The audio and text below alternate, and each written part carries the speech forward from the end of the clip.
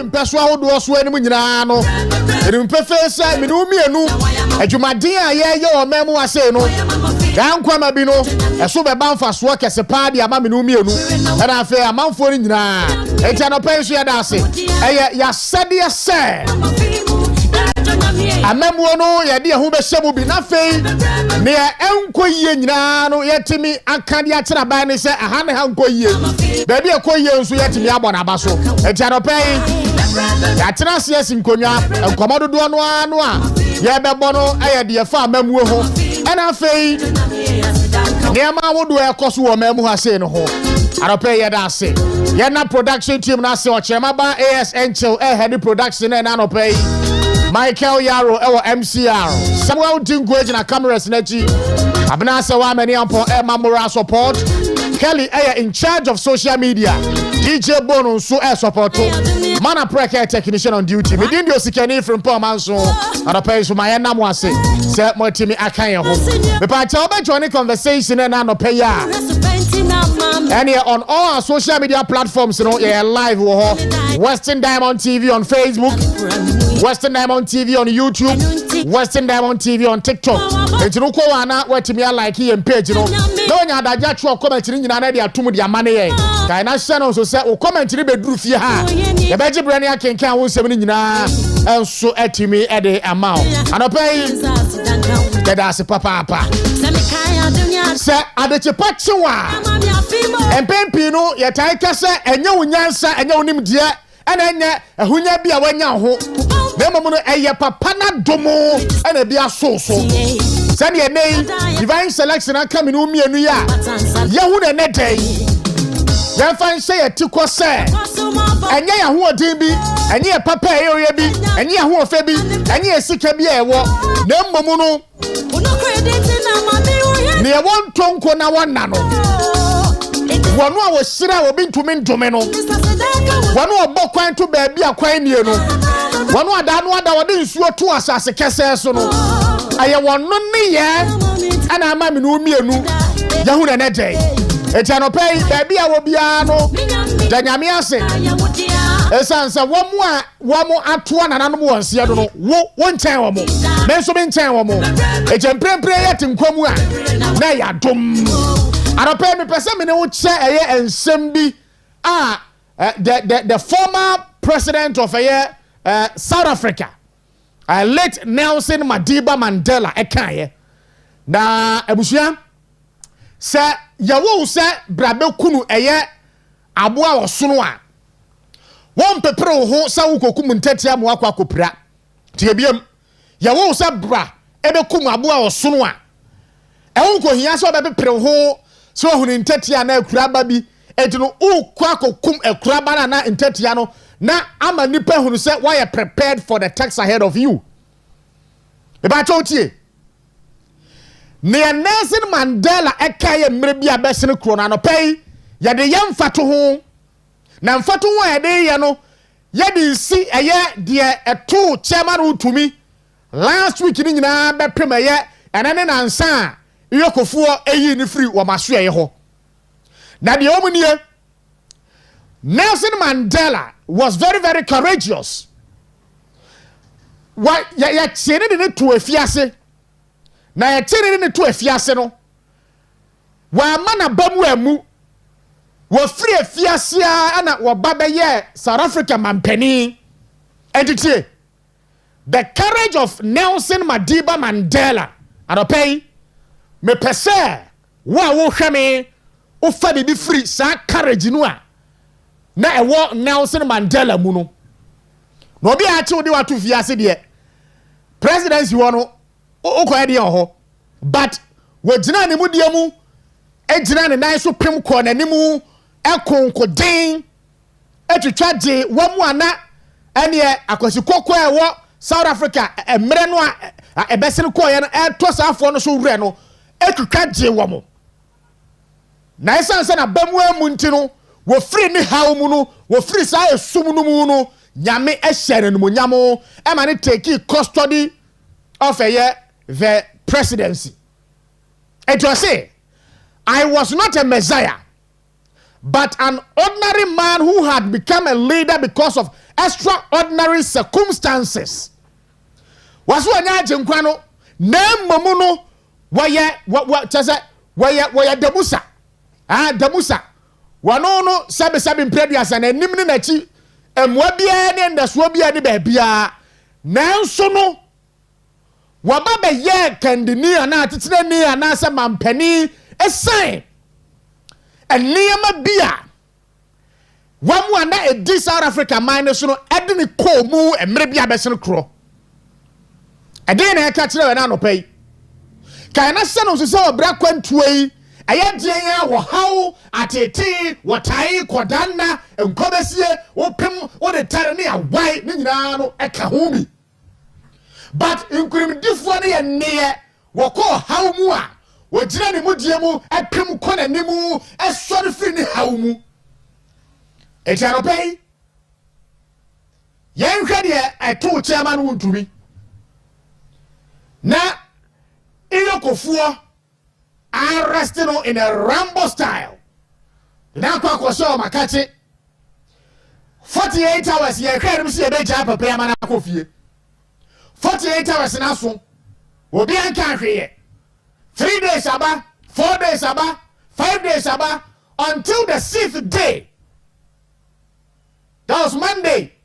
Ena womuyi no as I said can be tira opefe say ya de de eto chairman utumi no yam fatu ho e de ama Nelson Mandela de to no a ena na chi opefe say wo hawo na chi no enkunimdie mapa wo ho echa no pay minimo hawa wonnam mudie nanso no metimi aka kire wo say ebeye anka kura wo mudie mu na gina penti abra wo hawo aben won tamadan.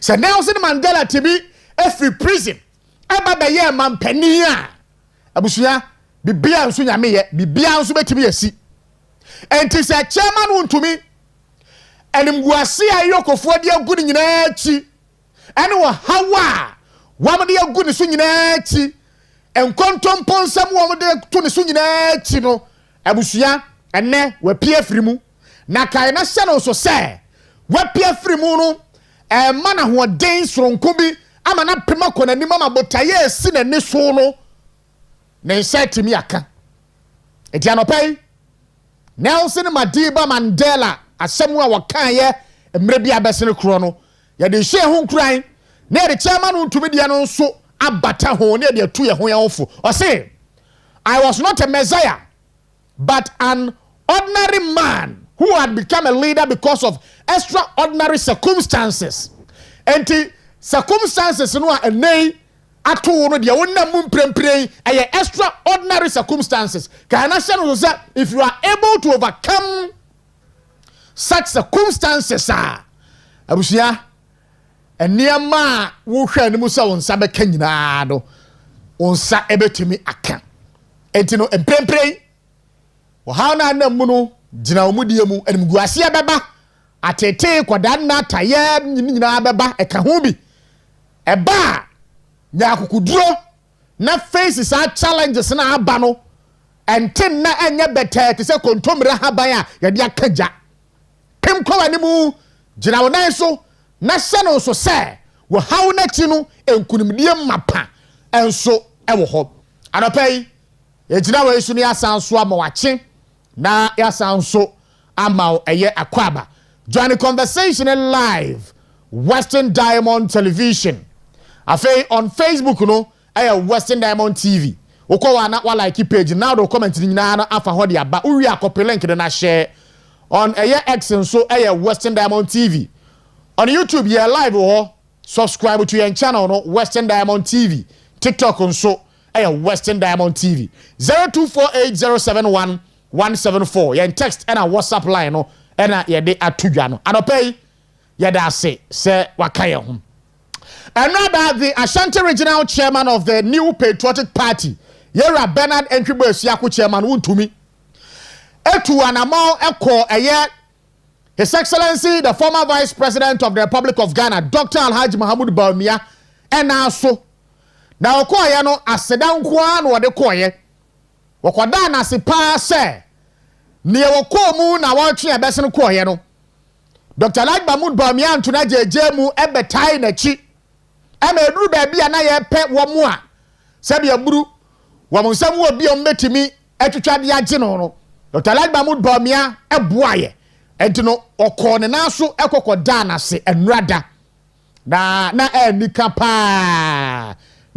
pa wo free eye Dr. Lagba Mahmood Bawumia ho no ana wotimi di na ne apiemu ewo NPP National Headquarters na wokoye no woko ekotia empanimfu akoda o masepa se womo atimi ekan ho bo na chiri dom na ne haw nyina mu no womo timi ebebo anu twitwa age no eyi ni free eye womo eto no so re no ensemo enti no ojoni live on Western Diamond TV in your short no the Ashanti Regional Chairman of the New Patriotic Party Yera Bernard Entry-Boyce Yako Chairman Wuntumi and rather at the NPP National Headquarters wako da party fuase oda General Secretary ase oda Yera Brian Champon ase na fe wada NPP mpanimfo nyina na hu ye hia bremu no wamo epimbe no ebetre no do no wada wo mu nyina ase and indeed Chairman Wuntumi ejina ne nan so ne wamo hihya ma ne nyina no amamu ene ne nan ni mienu nyina no ana da no ada yeyi na firi ye yoko aso ya na wantimi nyina so no nyame adom nti ene otimi jina ne nan so etoto ne nan ama yehunu se ahoden mapa enso ahyase a eba ejina no ada Chairman Wuntumi etu anamoko Dr. Lagba Mahmood Bawumia na so osanso akoye NPP headquarters ekokoda General Secretary and afem penifo awodo aka nyina enso ase enso ewo ho na ohwe video no a clearly che opefe se Chairman Wuntumi ahoden aba na yenimu se aban ede ne nsam no kopiem wo court a obenya akwanya na ono nso atimi atwitwa ede agye no ho na nrada wo kopiem wo Dr. Lagba Mahmood Bawumia so ye no enkomodium na Dr. Lagba Mahmood Bawumia ede to da nimu se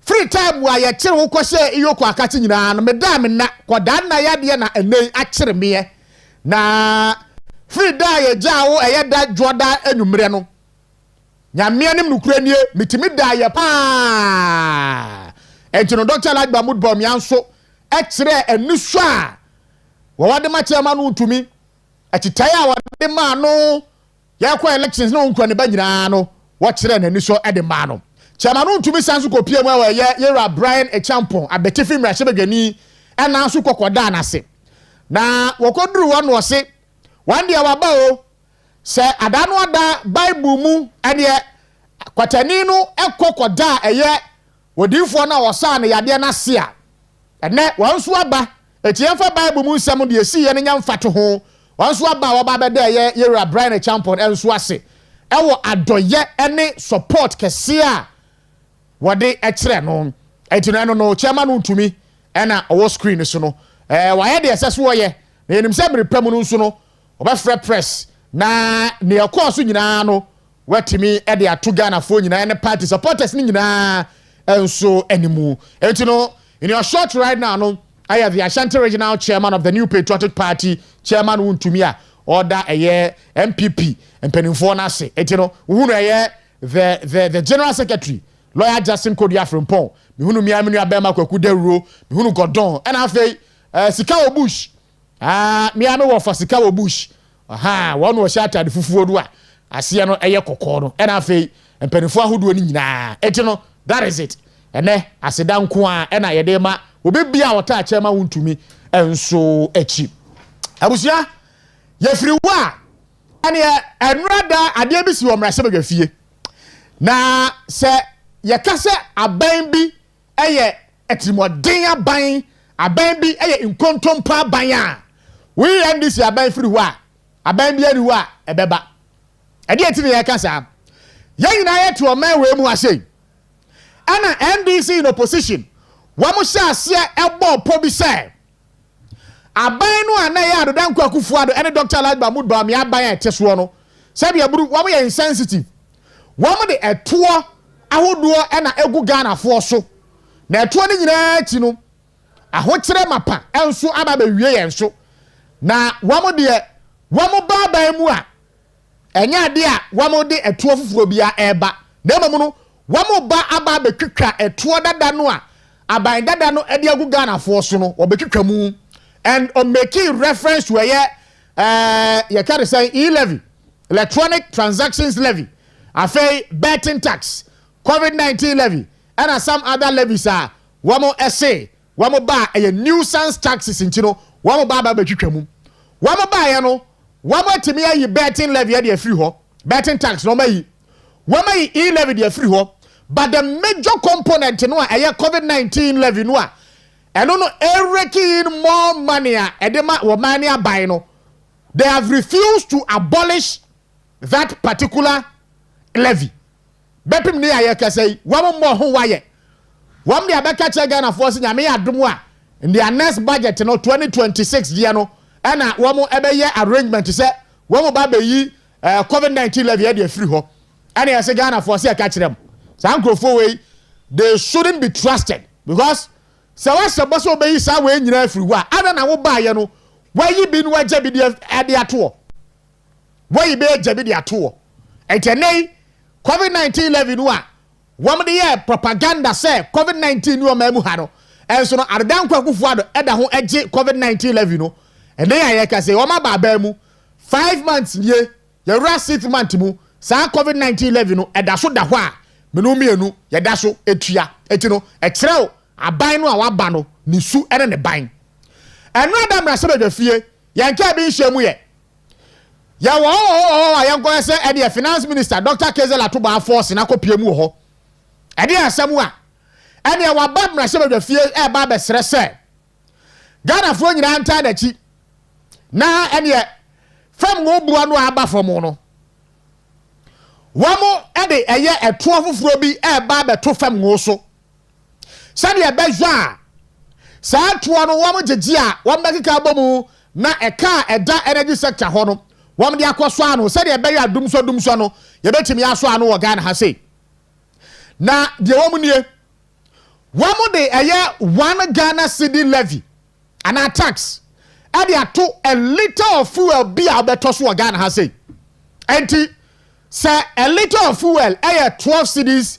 50 pesos a ene kai na se no so se free ene kono o ba betua eye 13 cedis 50 pesos for a liter 1 cedi levy no de aba beto so no ene e be reflected on every liter of fuel that you buy etino se o to eye 10 liters a ene ye bete 1 cedis a ba ko 10 na ya te 10 cedi na de free eye usika no mu etino esa wo to 13 cedis a ana esa wo to eye 13 10 liters a the normal circumstance no a liter na 12 cedis 50 pesos a and esa so de 1 cedi ka ho say de bejo a on sabetimi aka liter no a o to no pepepe etino every liter of fuel bi abeto bia no aban we o ye insensitive in contemporary ban kotobeku ma ban me de me ma emfa tuo emegu amanfo so na ebo me baba be yi tuo na mamafo ho ahan wo mo na wo be yi tuo ni bi na wo jabi na wo sanso de bi eba be ka ho a sabe mpraduasa asi Ghana for kasem because aban ni aban we ni ye ni ye etino as we speak now no wo betimi introduce 1 Ghana cedi tax on a liter of fuel a obeto abusia yanya some calculations bi wa say me ba che under the MPP now I'm say momo transaction biano 100 Ghana cedi daily threshold no what 100 cedis no a ye tew e levy of 1% na say ene ya ka say chese abanda da ye nipa boni timodenfo na wo kum Ghana fo na ye nti bi da na NDC fo de ye propaganda wo mamu ha abusuya kai na se no so say momo no o para wo ye o mpa wo nye and when this fo ne ye ya ma eto Ghana fo bi ma dwene mu say momo no ene ye nya anya biam ma nanado emete 1% no ye nya anya momo biam ama nanado ama mete 1% no enti no ene me yimi sika na ba bia sese me disika ne ko no ma foro ka e disika na kwa koma nipa no adwembone a NDC fo e de share Ghana for trimu e fa yi levy ho eno no yes adwembone o de share Ghana for trimu e fa yi levy no eno no 1% and 1 cedi on every momo transaction now be daily ultra 100 Ghana cedis threshold no a na ya tew 1%. NDC aban so on TB da NDC minority so on TB da at the bonnet aban da no e de aba da ba tew se wo ye momo na momo no a wo ye no enye obia na wo pa obeye momo transaction amaya te no na wo ka say at the bonnet entu ba bekwam na ba bekwam awie na wo de 1 Ghana cedi eto 1 cedi o e de ato liter of fuel bia nipa beto so a abusia wo no nya nipa bone anchai abandada no ana wo so nipa bone ni no wo ya nipa bone ni pa because momo no me pa na me pa me nye but fuel de wo ya de ya wo beto wo ya de ya wo beto fuel no a driver photo fuel no e de guam ka mu a eto na aba be da so no wo mo be calculate de ato ahyentuade abuo so enti ahyentuade abuo no a enei ejina ba bi ejina no ende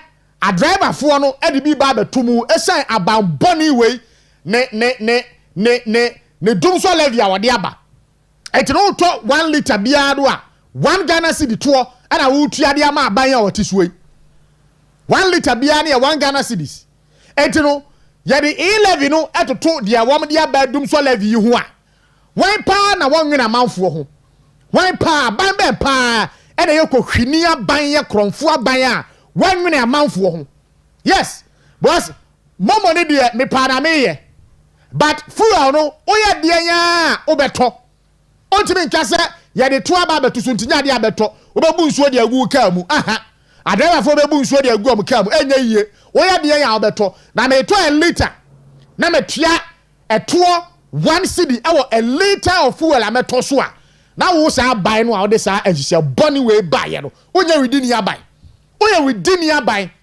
yes oya within ya buy utimu osum pa ompa Ghana fo yie etino water 4 liters a ebusia eye 49.84 Ghana cedis and currently no the current price no eye 12 cedis 46 pesos etino water 4 liters a utua ye 49 cedis 84 pesos dum so levy nku a utua ewo 4 liters of fuel a wato no so 4 Ghana cedis prakope 4 Ghana cedis 4 Ghana cedis enti 4 cedis no beka 49.84 cedis no a eho a ubetua 53.84 cedis e de amaban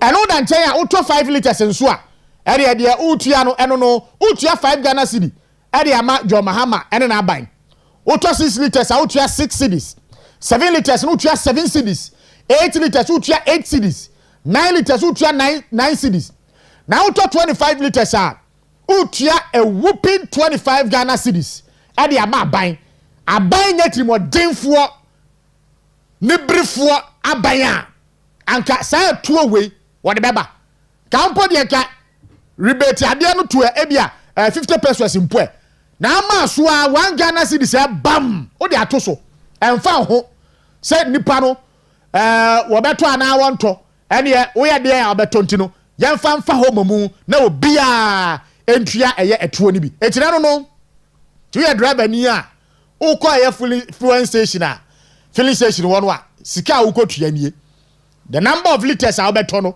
eho eto ena eda eye TV no so no aban papa ba nso de ene eto no ye the far back door rewura mu saa etino this is it na maybe say are you aware say enche Jo Mahama the road toll so eba tobu tu no abandada no tu mu no waso obebie na wasan so age to etino wade toll to eba toll levy wade ba na ene dum so levy so aba beka ho enti wo driver ni no a wo hwire aboso aban papa ba no me pa chawo be ready to pay dum so levy and afa toll boot one so no wade ba ukotua no nso eto de aka ho uwia ne ahwese ka asentwade abo no betimi atete so a and bitia atofo ase do omrase bedwafia no na no kura mesere se nyina ye kan say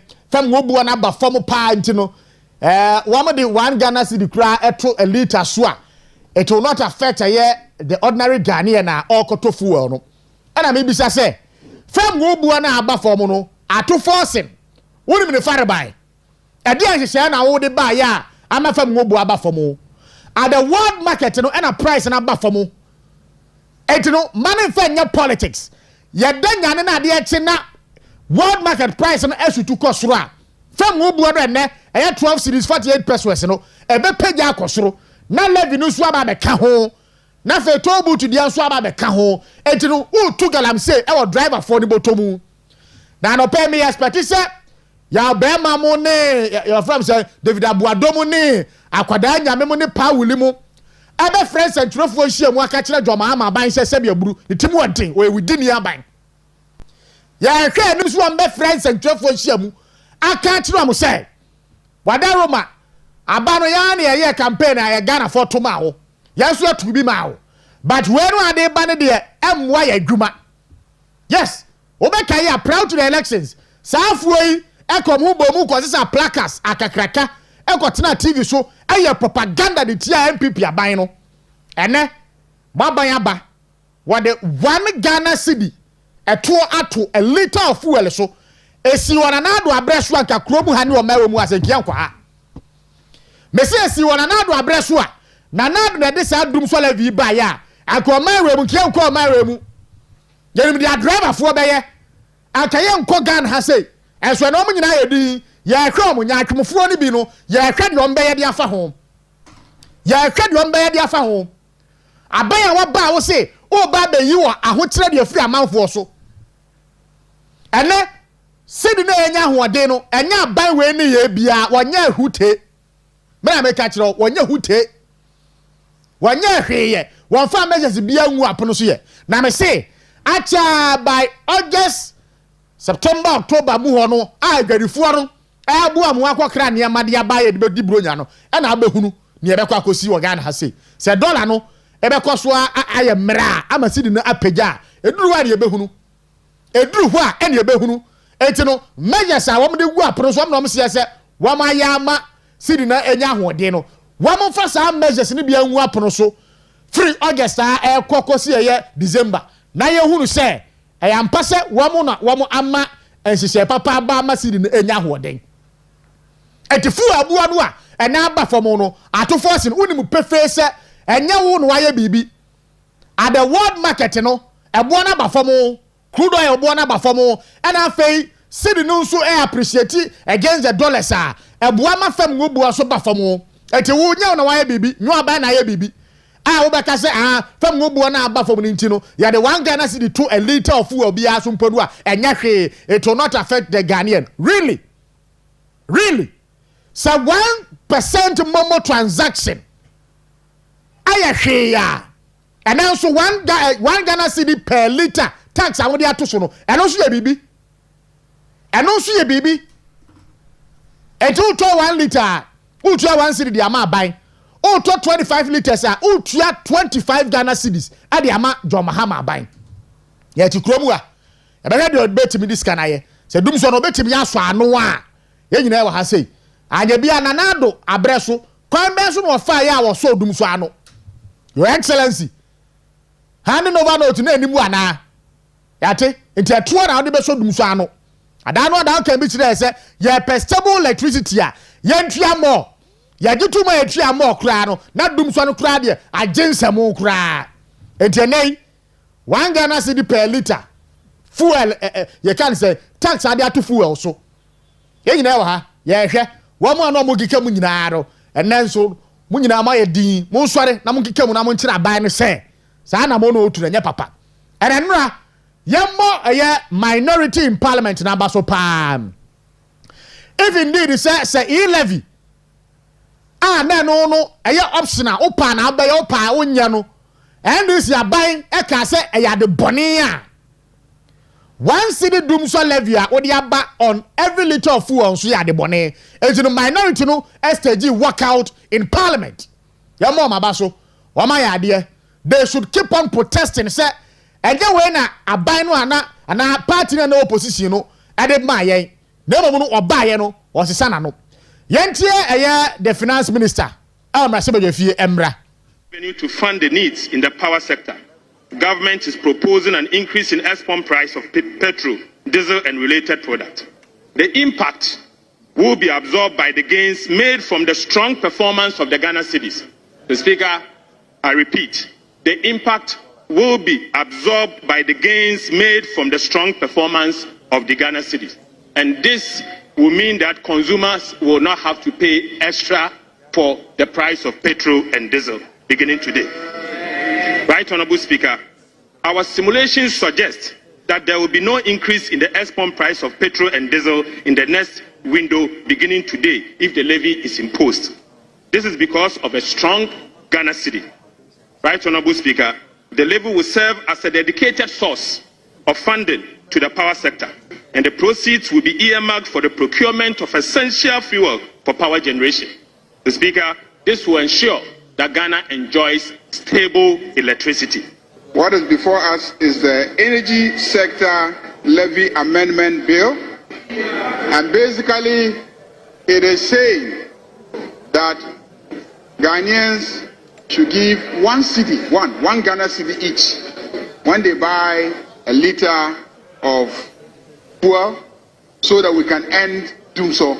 That's all. One cedi. All of us should contribute 1 cedi.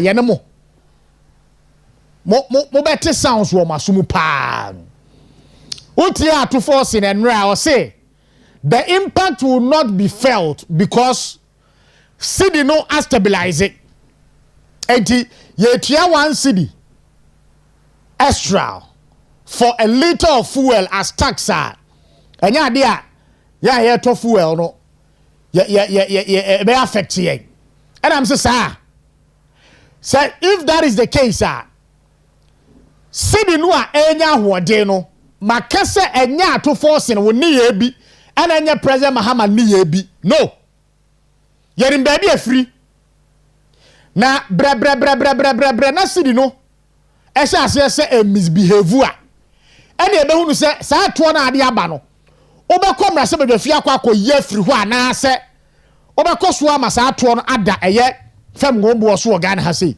ya edi ni ya hwemo monkasa se na monkasa mamuo eye ano eye kasa eye nkontompo mebua eye propaganda and that the reality has dawned on you guys etino wo de mbuase asanso akọ eko serese yanyintum na yantua se na meka ye na the minority in parliament as yen rather wamo STG a walkout se wamo form ho hye sa ewudisem wemu ewudisem ya aban de bai wamo form ho hye mu ntino wamo ahoro mo nsa sune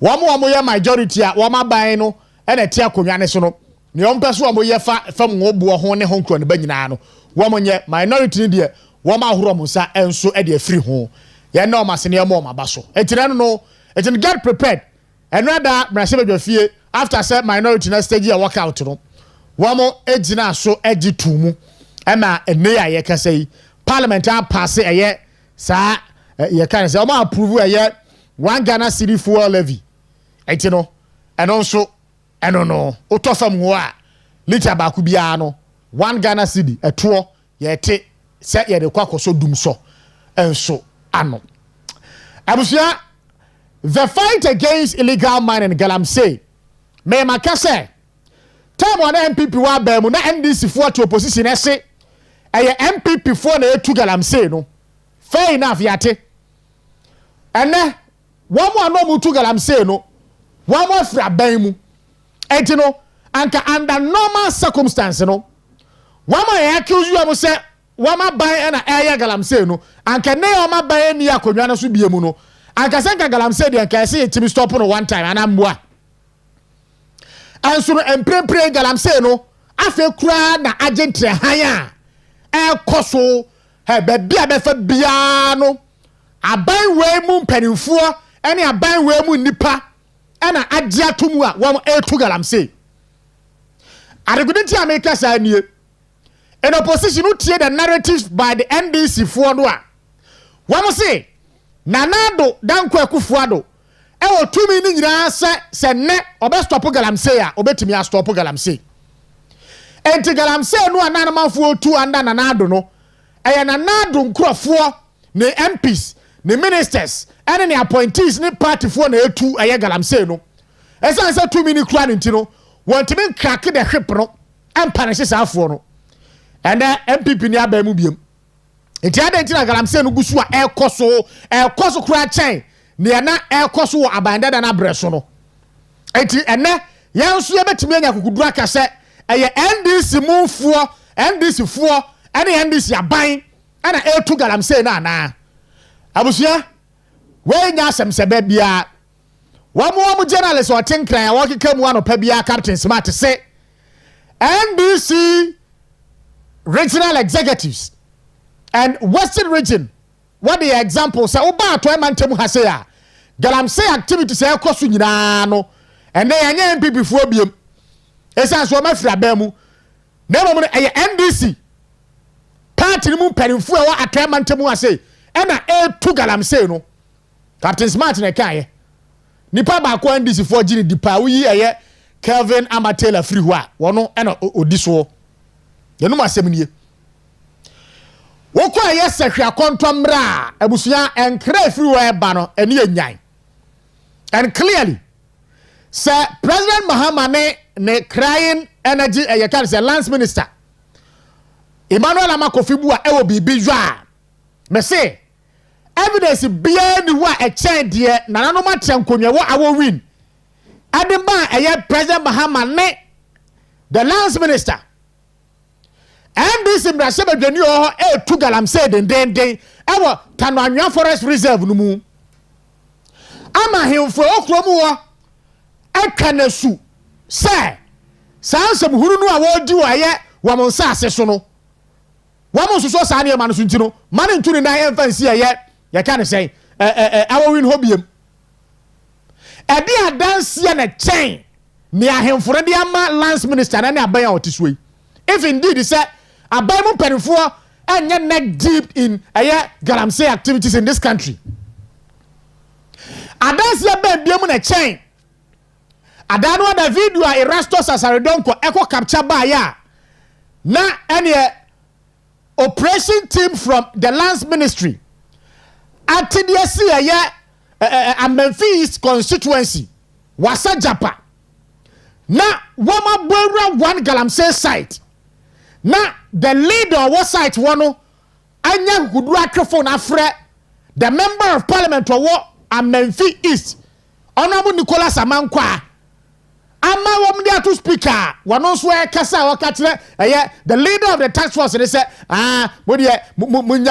we should engage them na and I'm saying really eti adanse be na wo ho e chen saade no sa video no adanse be na wo ho bepem ne lance minister ene ya na otuasumu yewunu so afre press conference aba be so sumu a osu no aka che garafo se sa me nkrofo no na etu galamsey no nya atwemfo nko a nya atwemfo nko a yes nya atwemfo nko a na nkra free ye sehwe akontomra eba no ene enyan me hu yare me yamo sheme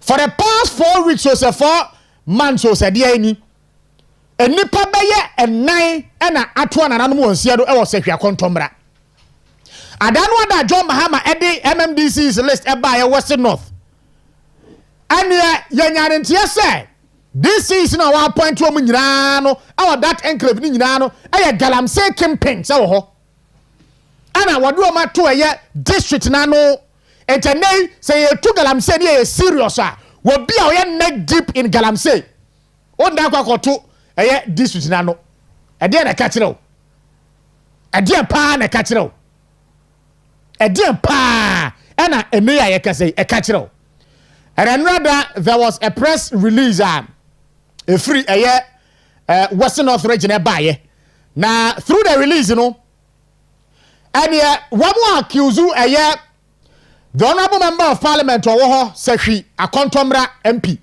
honorable Pius Kwame Nkua and have a DC owo say galamsey activities are air cost wo ho nyina no sam penimfo ni mienu and a womo temu a womo to galamsey no dika sense ase e to womo petition na IGP say one shall say or probusa and samono because one activities no more young on illegal no and leading to the death of 4 individuals. I was saying clever. And we are banner sabia bru. When him saw by the quantia galam say ya. San Yama when air cosura on crofona air yano. A dear pan and castle ye. I mean, qua manosona meaning como embra. Abo 7. Western North Regional Communications Team member of the New Patriotic Party. Obuano pay matching. Mejo sumini abema. Na ohuna mu boko de. Oh, bad ya dome ho ya ka say papa mahama. Ene na pam for power. Ene akontomra MP ni DC. Ene shepa bi gu akwan mu na galem sa atenche ha akontomra so etisi anokwan.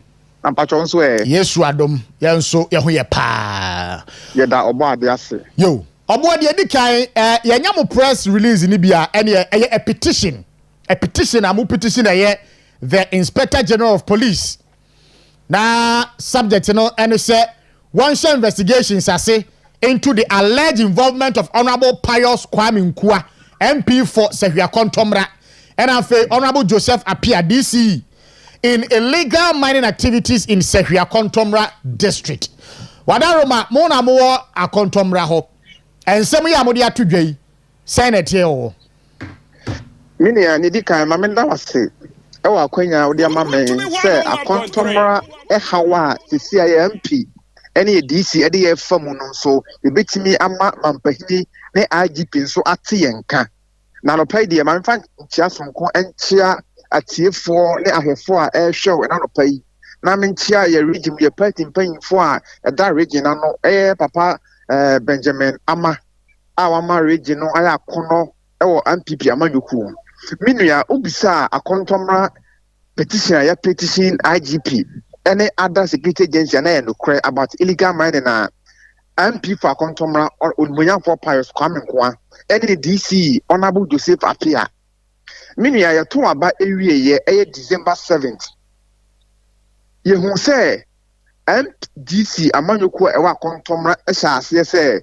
baabia na enye galamsey prone site no galamsey for ehase say omo koye illegal mining ewo ho all because of the fact say NDC abanaba party na boka party na a campaign therefore ekwanya ombetumi sika say ombetu illegal mining to a sense say enne ya here ka say oba Western North Akontomra abeye galamsey hotspot miankasa mi kuma e friend aputu galamsey for esho e na e ka say to galamsey me ma mi kuma e friend bopa forest galamsey for esho mu to galamsey ye kan nyina tiawa ye mpese abatwa ye koto ye no e be yes bone e wa Akontomra enti de kan say DC ya ye papa John Dramani Mahama apa no Akontomra ne MP ya o Akontomra o menhwemu against illegal mining no ye na the etwa me kura ne say nansen say ote 3 news for any TV3 or more publication on publish here na a year the month of April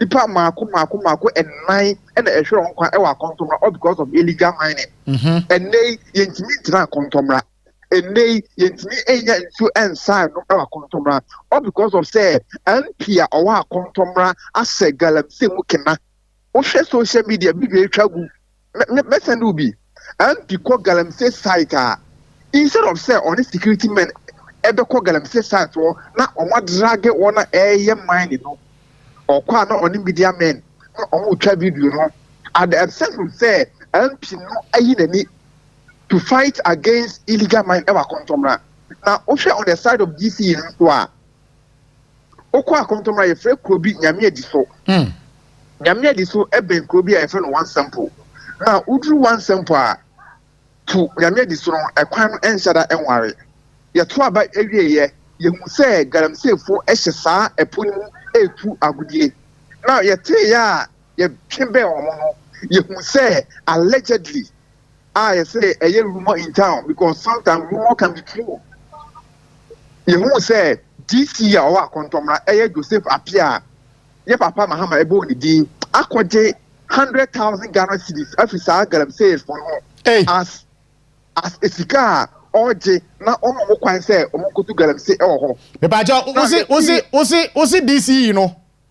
Why the message DC allegedly 100,000 Ghana cedis are a year rated amount. Now, this in Emma can say this illegal mining or more say, oh, you made this so.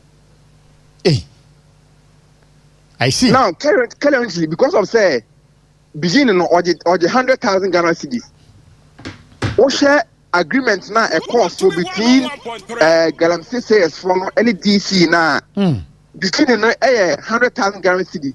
But as time goes on, Omesan for an amount of 100,000 Ghana cedis. Now acquire 200,000 Ghana cedis. What the court is 2 billion Ghana cedis. For Ghana. Now, and I'm saying, Stephen Mebao say, what this Ghana na wa momo and Sasia won't be to Galamsino, na wa moma Quenya some go to Galamsino. Not one more permit, some way to Galamsino. Hey, this you know. DC, you know, and one more permit.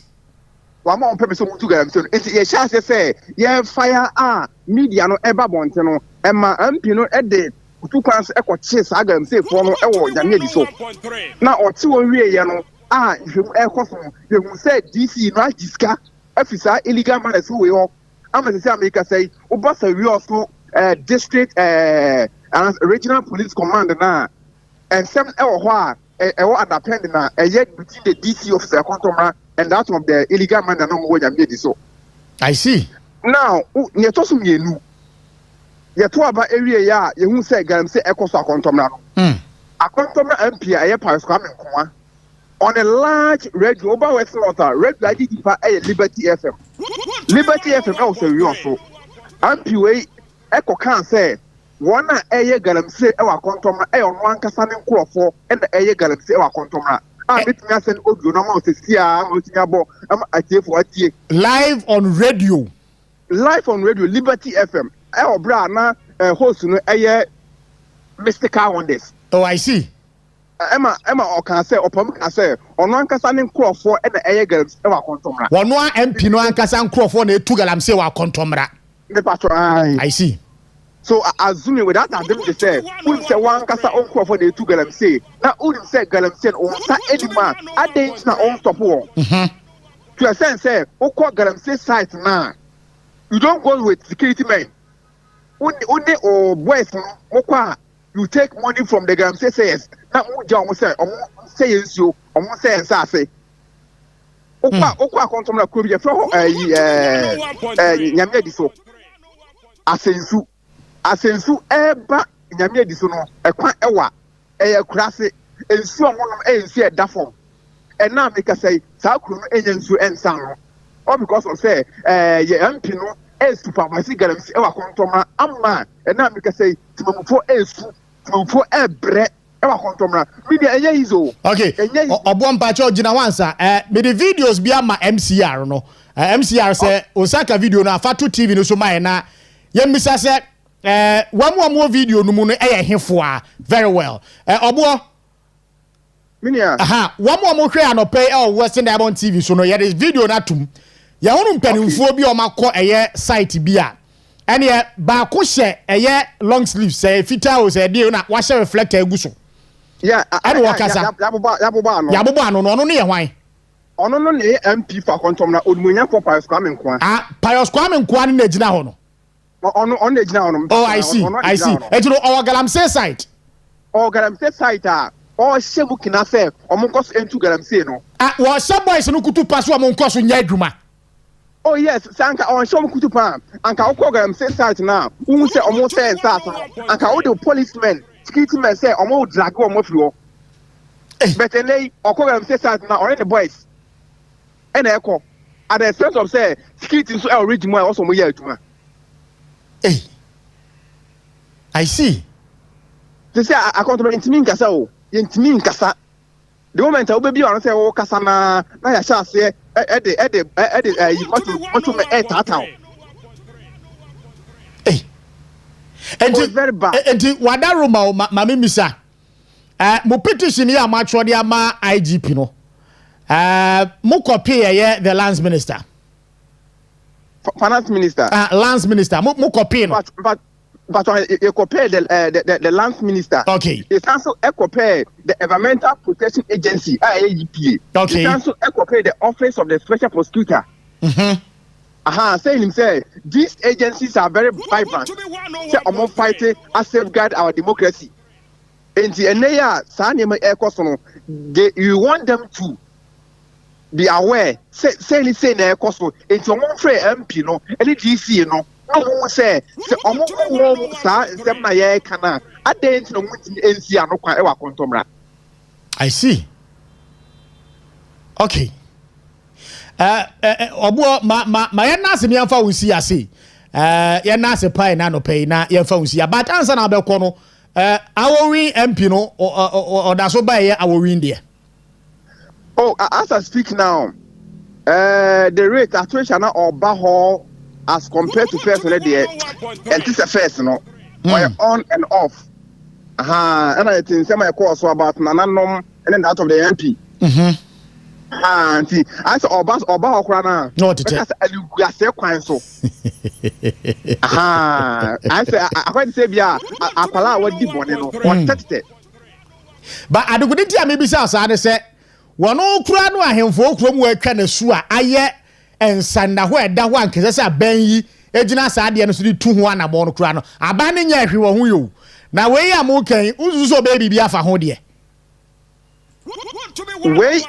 we na kire say aba ya tu December 7th ya tu ma ndc amanyoko no ndc amanyoko no e aban bia omuntie timamfo esufre because o hwe nsema e course e wa o win to a sense say nana no man na tete na yenim say omo nana pro ehye wonsa ehye ekrokrakro aka say na MP eye amampehiri share Ghana for bo say or the presidency ebeto na o two and nsema enye nsema aya the bonnet say galam say ase but the day ye papa John Dramani Mahama at the first house as if say ne ekoso awori no oyan ewu but e dey bekoso aka because waka ama atiefo ene ahwefo ene Ghana-fo nyina ababonia enei the Fourth Republic ye papa Lawrence mo ne kofo mo echa ase no ba bia e di ababedru.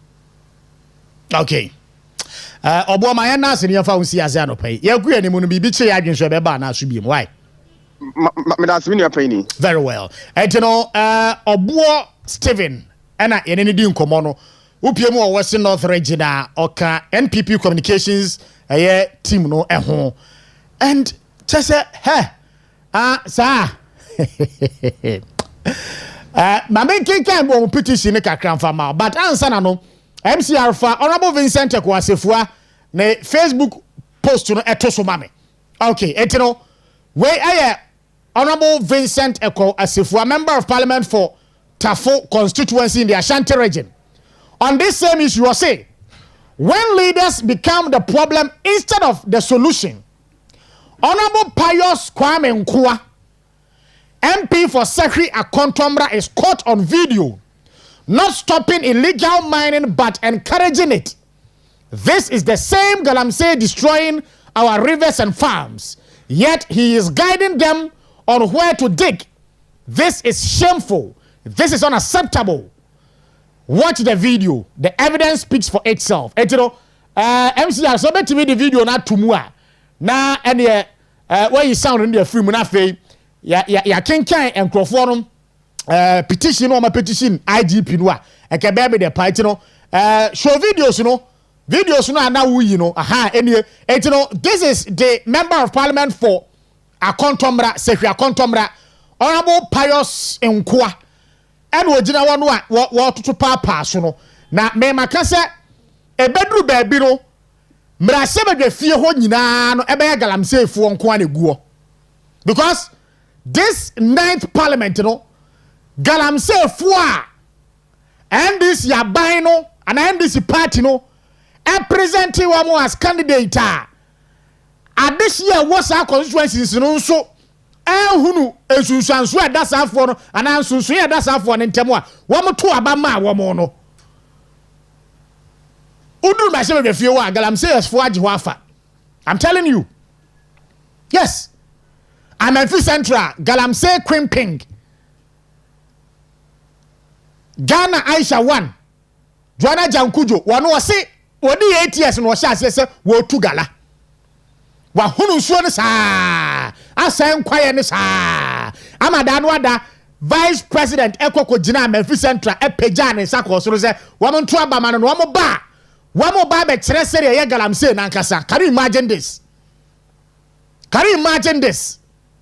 Enti wey aye MP we sinche ya awo win Oscar for real abi won kura de ahemfo na twanesu nipa bofo bia ne nse afei a Memphis Nicholas Amankwa enso Erastus Asaredonko video de ba ye no implicated say ene wo mo age atum wo mu tu galamsey no no kura no proud to the elections no one of the sites no mo de ne banner afam eye excavator ho hey NDC.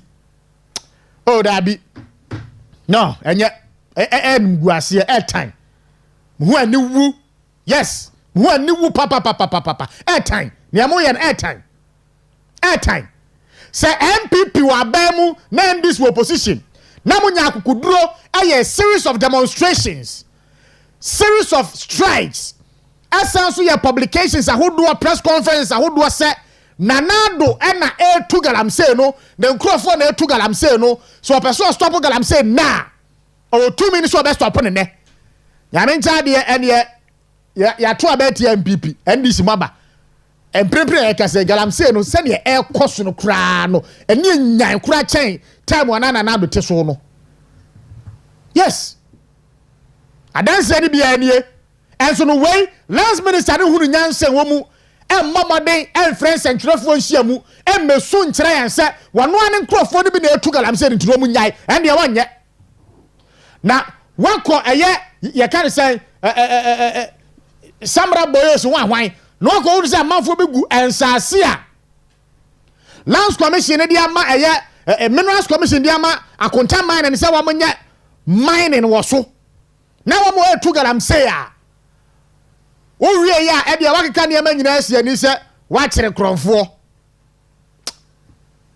e wi asi we Ghana ha se o Ghana ha no ayete no aye anya hwe nyame adom a enne His Excellency Dr. Alhaji Mahamudu Bawumia ne thank you to no odini nyina be kwa wie e wo Central region na ebribe mu e be ko ne yakwa kodi nkomo kakra enso atimi e de afiri ho na ye hwe nso se ye se betimi aka eye mrasebadwafo ni bi na yetimi ne omadi nkomo afa enrada workout omu stage ye abra ene awudifo aban finance minister eye friend say Dr. Kezela Toba force ne ko pie mrasebadwafi a wode eto ekoto eye fam obuo so ewo wo memu ha sei ye be page asa nkomo ni nyina na fe yetimi apem e de akoye ni mu na twa ba pa husima me yansa abna se wa manu ampone o chema ba mo ma tena se na ko ankrata mo boso no yemfa entoa so emfa emma me pa chofa WhatsApp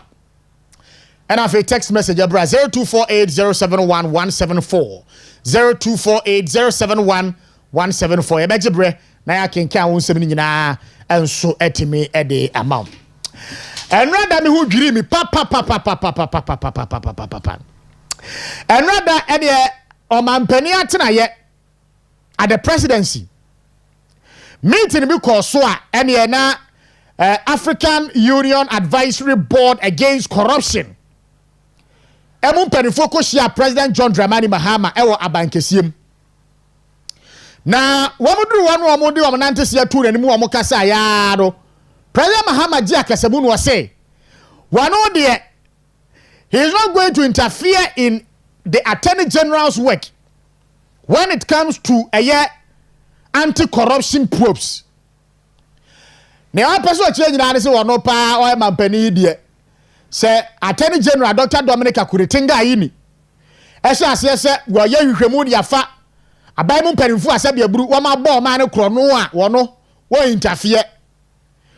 Wo ka sa asem ni nyina no hwe ye the leadership of African Union Advisory Board against corruption animu a na chiro pefe se wo mo sere President Mahama omutirimu pa wo se gama ipa ka se ye nkwada de tete aro ya de da aka ya hunu hwe kura no ba ye within first 2 months 1.0 Attorney General no and high profile criminal cases are involved and this if for by na ndom kogu court nyina no wa twepen na wa kire Akuretinga yi ni se he akwapa we di pa de twam and Dr. Puni any said we are going to case no wa masom party na che wa mo finance party ni twam no so tibon koso you can say Attorney General no so aba betwam oh no afa ato force ni Richard Jakpa ambulance case no also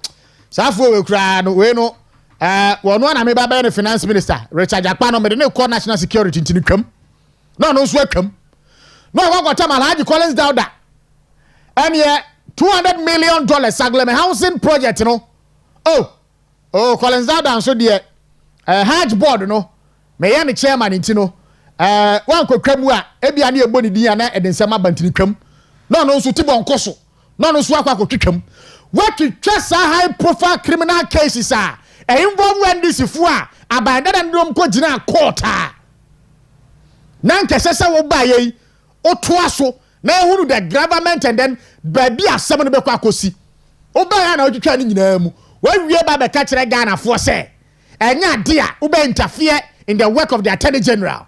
Your Excellency Wadaruma Ghana for yanhuru ya nimu nkosoro wate yanhuru ya nimu nkosoro tumi ni ade ama wo se besom na de wode tumi ni ya no daachi bi abeba nipa bi nkuro bamu wo memu ha say pa I am telling you. Yes. So you are not going to interfere when it comes to the work Attorney General na a battle probing anti-corruption issues in this country. Really? Well, code of conduct crowd by a crowd. One more bubusu abu and tia crowd.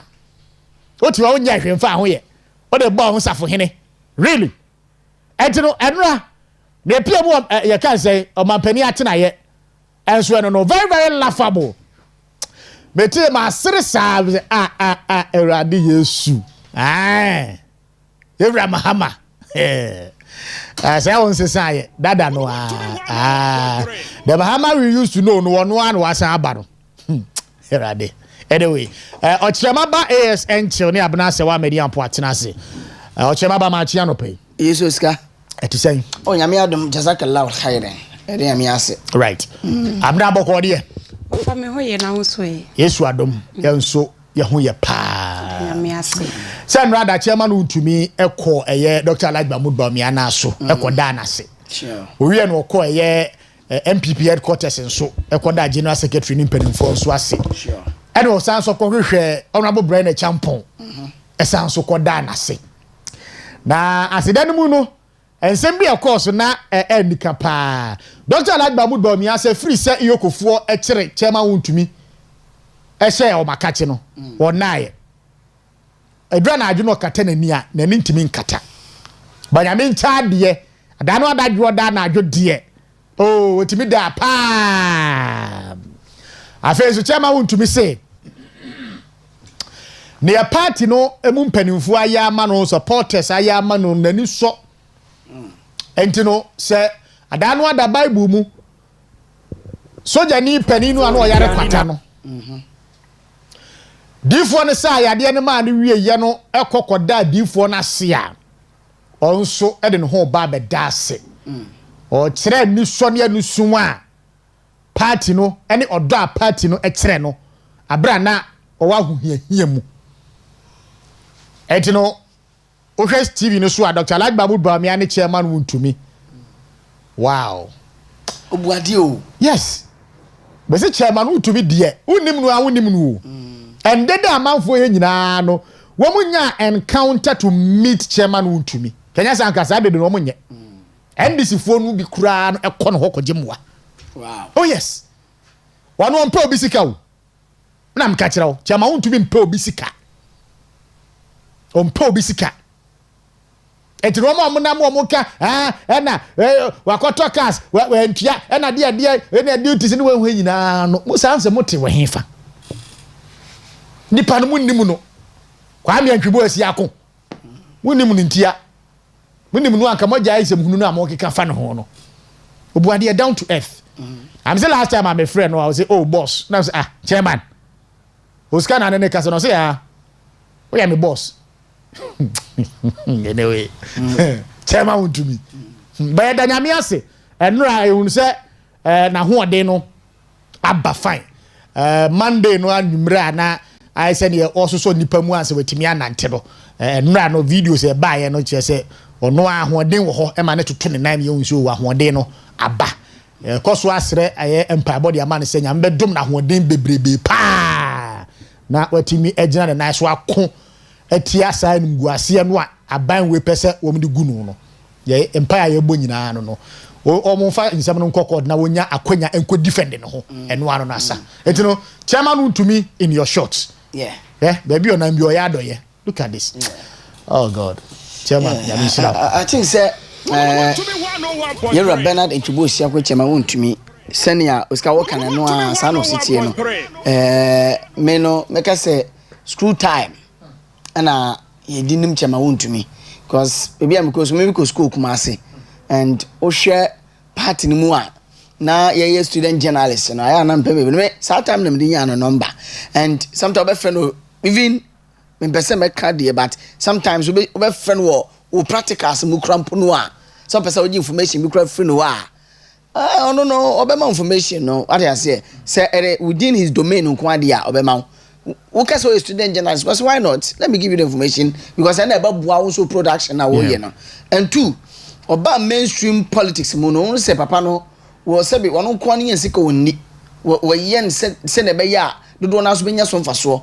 and hence the TV stations and radio stations are tama wontumi ebie se ye fanye party eduma na ena no kwata TV so kan ye nja na make us for the past 1 year I will be a TV stations bi no kan ho no one advert bia a party eduma no de ye ono na kan ye nti a party eduma na de ye and two just look at the number of workers tama wontumi employ omo a wo mo eduma ye se ke mu bi wan ka tifie ana meboa ana etibe bi o mu twi yedie but wose bara be ka me ho nyanya eduma because obakofo entumi nya eduma we wo de obeye na kabo mu a ediye eduma ma TV ni radio no so no etumi akwa eche ma mansan ete eye dodo na NPP nsamu a wono mo epese wono mo enso etom and clearly Oscar sense of free custody opie ye na no ayem hihie kakra awo ya afa but enura me hwe ye bro coach eye ye raba omia ho wasan so call party office adoya no ye mamefo no mukuta eye crutches a mo tetete wo man na otwi ni ne hwi ka no ede ba ya no wote bubu enu fa cheme wo che ni bibi at least anya krampo no menya bebi is ka de beto nsuanom and anye se bia showmanship maybe na no wo ye eye age wo ye dada oye tun wa che wo ye kindness like I am ye oyo bia wo ye selfless wono yi no homa se o me de me woni ye nche selfless why selfish yeah what I say so chama won't miss chama won't but enra on the show amenya kwanya tema wo no me de dan kofo bebere ase me da ndi St John Dramani Mahama ase after me dam penfo mo ye MPP penfo ase a lawyer fo na mo ye adwuma ebi mo personal interest wo mu obi a be na champ Dr. Mahmoud ba obi a me do bi ase on fan suma me my send me hu ade na me ka no be NDC fo ne John Mahama no mo no mo suje gum tie da o ma so mo suje de gu ase menim na Raymond na chance ye da na ase se wa kire MPP mpenufo kwa efa so ebu oban anyamfa mmra emfa nya adwuma nti no MPP mpenufo so biribi so mo ba on so bebu oman ne saa on fa mmra nya adwuma at least wa kire Ghana fo biribi nti e da no so ase okay thank you abna odie ma memfa won fa eye NDC fo yi wo mo saa 1 Ghana cedi tax on a liter of fuel me danya ne ya me hunu sade nam se he sa nkofo we pa no wo munye serious ada ye kan se da na moto eye nyina munkane abu mu no Me bosumi ye ne fa ne da ne di kan. First me. Third me. Okay, it take effect our third me. Yeah. Good. Third me who 20 na monkani abo mu o mamu ase no. O kan said die ntia. O say sani e bedwa ECG betimi enya eye ahoden no matimi de asom yen. Ama dumso no so yetimi ade. Yetimi aso ano. Bebua. Etino what is the essence of some 14.75% increase in electricity tariff? Third May a take effect no. Na o say o the 1 Ghana cedi air to a liter of fuel bia ye beto so e wo Ghana ha say o de ko so dum so ano.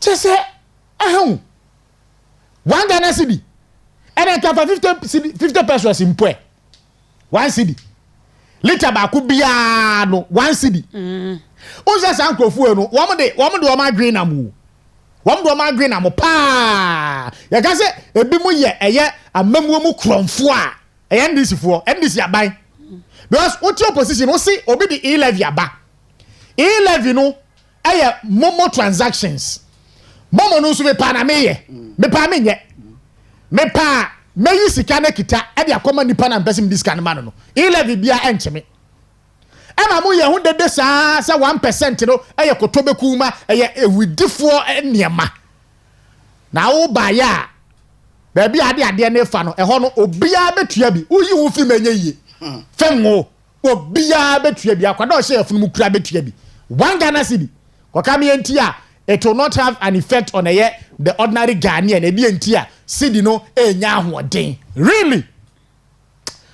Aren't you on that? Na me raho pa. Raho. Wofa medasi. Mami nche ya shefu enanope. Na wofa won se sa NDC asemi ayekin. Enye enenia ebredi kan ye ba beka omo asem. What you say?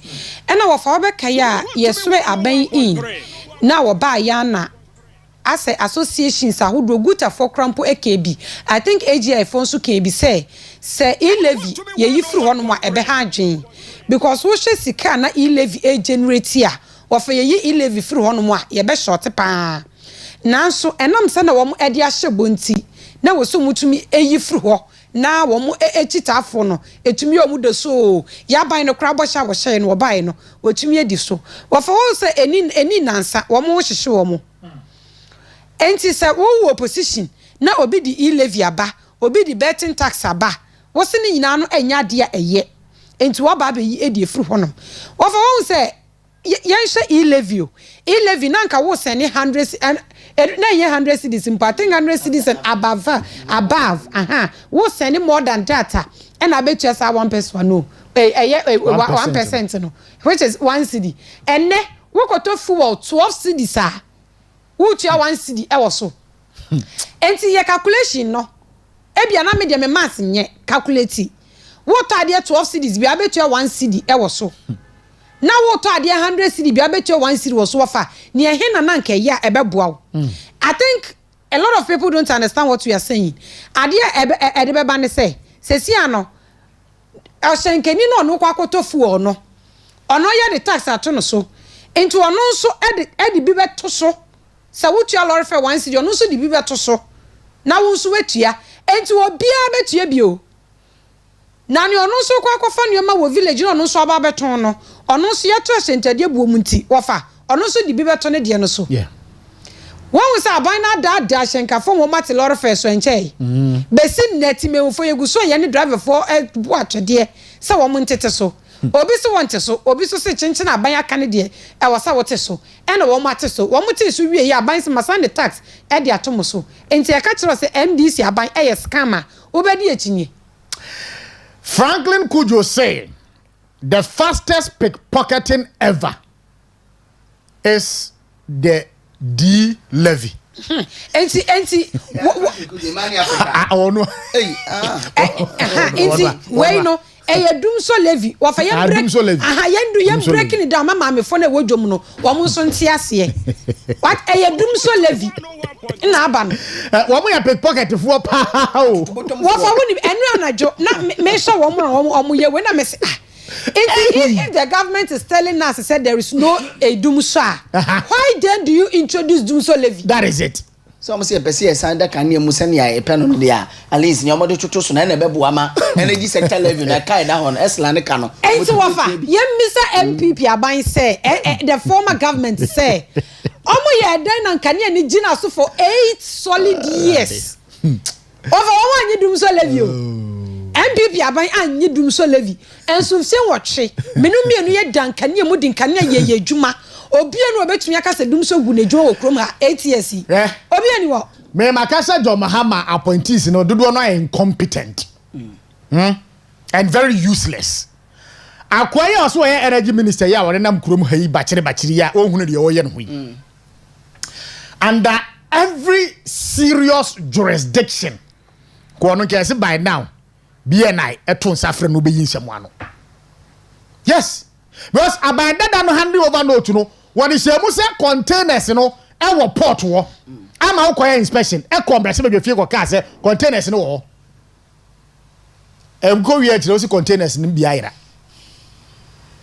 eni nansa o si wahunu ne ohunu ye no kra no e boro de obeka asa ayira no etino e de ne ka kire empanimfu a wo memu ase na nra wanya akukuduro justify ne ho ne actions no a wo be ye no wo justify na mame mo ye honorable Collins me refidi no Collins owusu amankwa na former MP current MP or energy committee so yeah mame hwedi ni yie no ni ye Regina Paul edisi eni e wo ho was na sa wo ka sa containers na yira enti sa mo amasia ba na mo se containers ni mo hu a oseman ka ne sa look at that oseman ka ne sa one no den e wo opposition and na wo committee so na e bisa wasem a na pesa wo to twede yara we ye ni ngecho mu o ana wo mu fi se no ani you know, I think sir, deputy ranking member on mines and energy. Aduma Kumensa.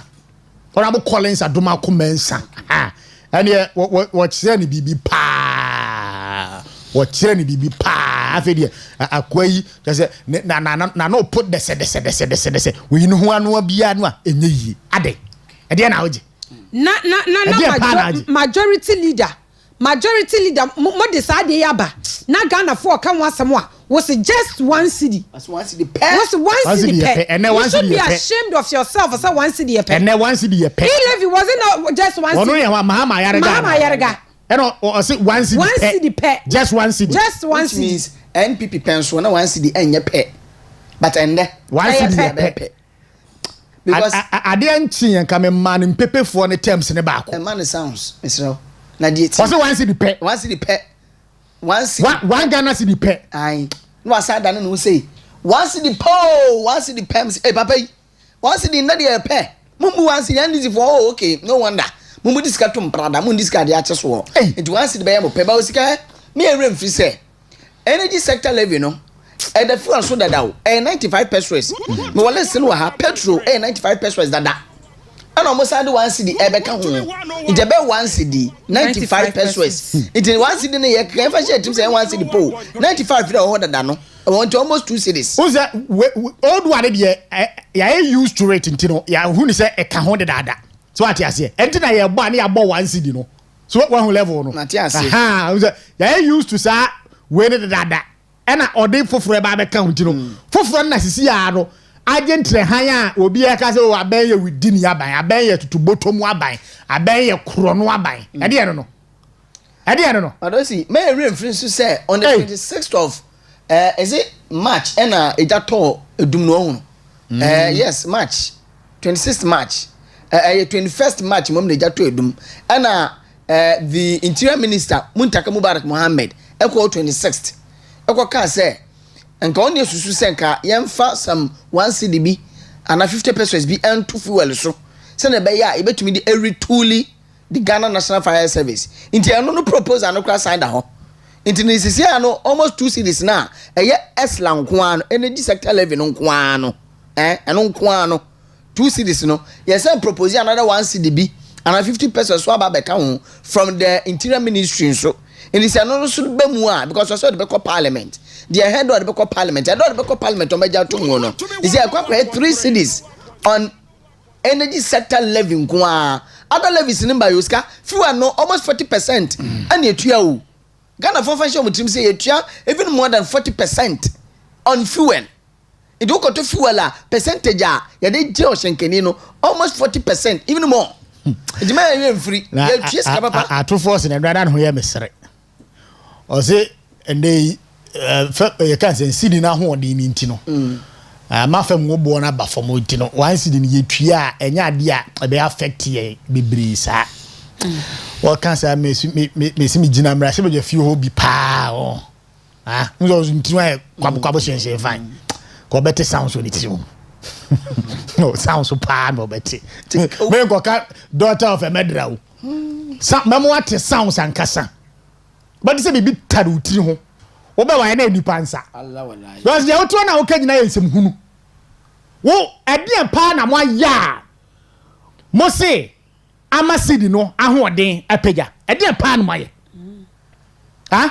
ade pa na mo ye ade pa na mo ya enei mo be gina so aka se eno na ama fam wo bu aba fam wo Ghana ade na mo ye mo nya hwe yo entino se sidi no sha se ehwie na dollar no epeja say tuo we no ebeda so ada eye fam wo bu no so wo Ghana ha na atofo se mi bisa wo ana ba be yi de free ho say wo justify say sidi na enya ahoden no mebua enti na ma fam wo bu no so eso ate enti no sidi na ahoden no nti no ye the one sidi kura be to fam wo bu so a affect ye enti da sidi no be sha se e depreciate no wo be san so akomra se be fie akoyi saa one Ghana city on a little of fuel no what ko ye free one as obako so amanada so hwe yanya nkwada wa Ghana ha o wo mo nim no mo transem hunu bia wa Ghana ha o kwa do mbe fa so no wo mbedu omo kwa do mbe fa so wa Ghana ha no mbedu omo ye ka de akiro mo abanya mo mabie one communication department e Facebook a mo de bongo ideas atoa no wo ya aban papa we akwa we nyansa ben pa na woni tim bongo nyansa ben pa e na wo sa boy ni tim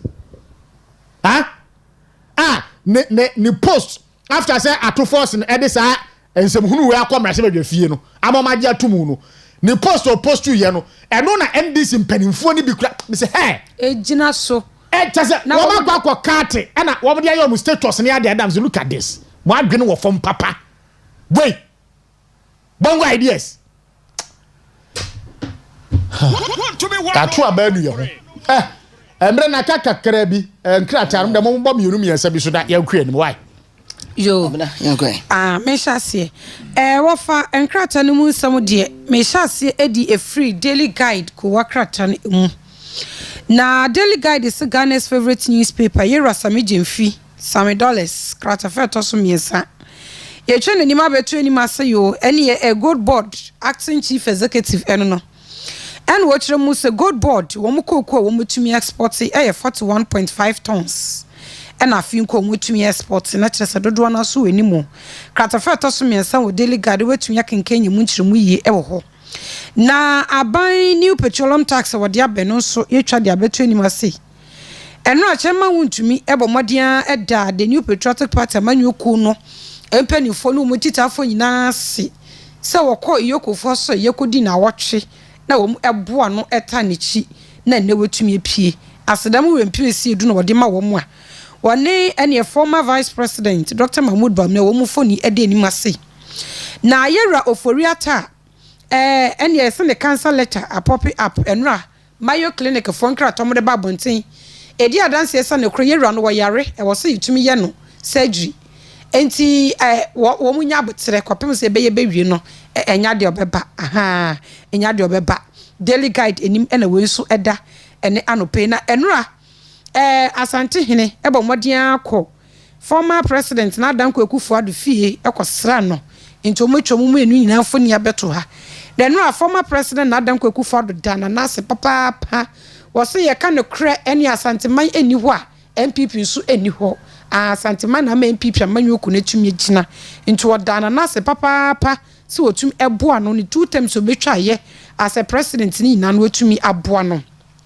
na se hwi awaso western of region no e kyeresa rawusim efiri wo ba ne se any lightning eno ye den eyi aprana ayiram ekum enkwada mako enan wabra na nsuo to no na kyese wo mu di mu aguro ena eni etisi wo mu enkwada nan wo mu ina ato na nanom ya daily guide nim ena we nyina ewo kani yesaye na ne edware nsuo ta ne edwan yanku nsuo ayiram bia ntie nkum ye ndisi amembo ba enko ade ye kunkum ye omo ne ayiram edi nkomo a omo be abambone unsu sanswende bia the most authoritative newspaper the Ghanaian Times anapay ena to aso na Ghana's ambassador to USA Virginia Palmer and they were chim say 40 years awasom my Ghana mu ha na wodi nwumedie dem ma kwesibroni ahwentiante US of A no sesia no wada ase pa say I am honored to earn 40 years diplomatic service here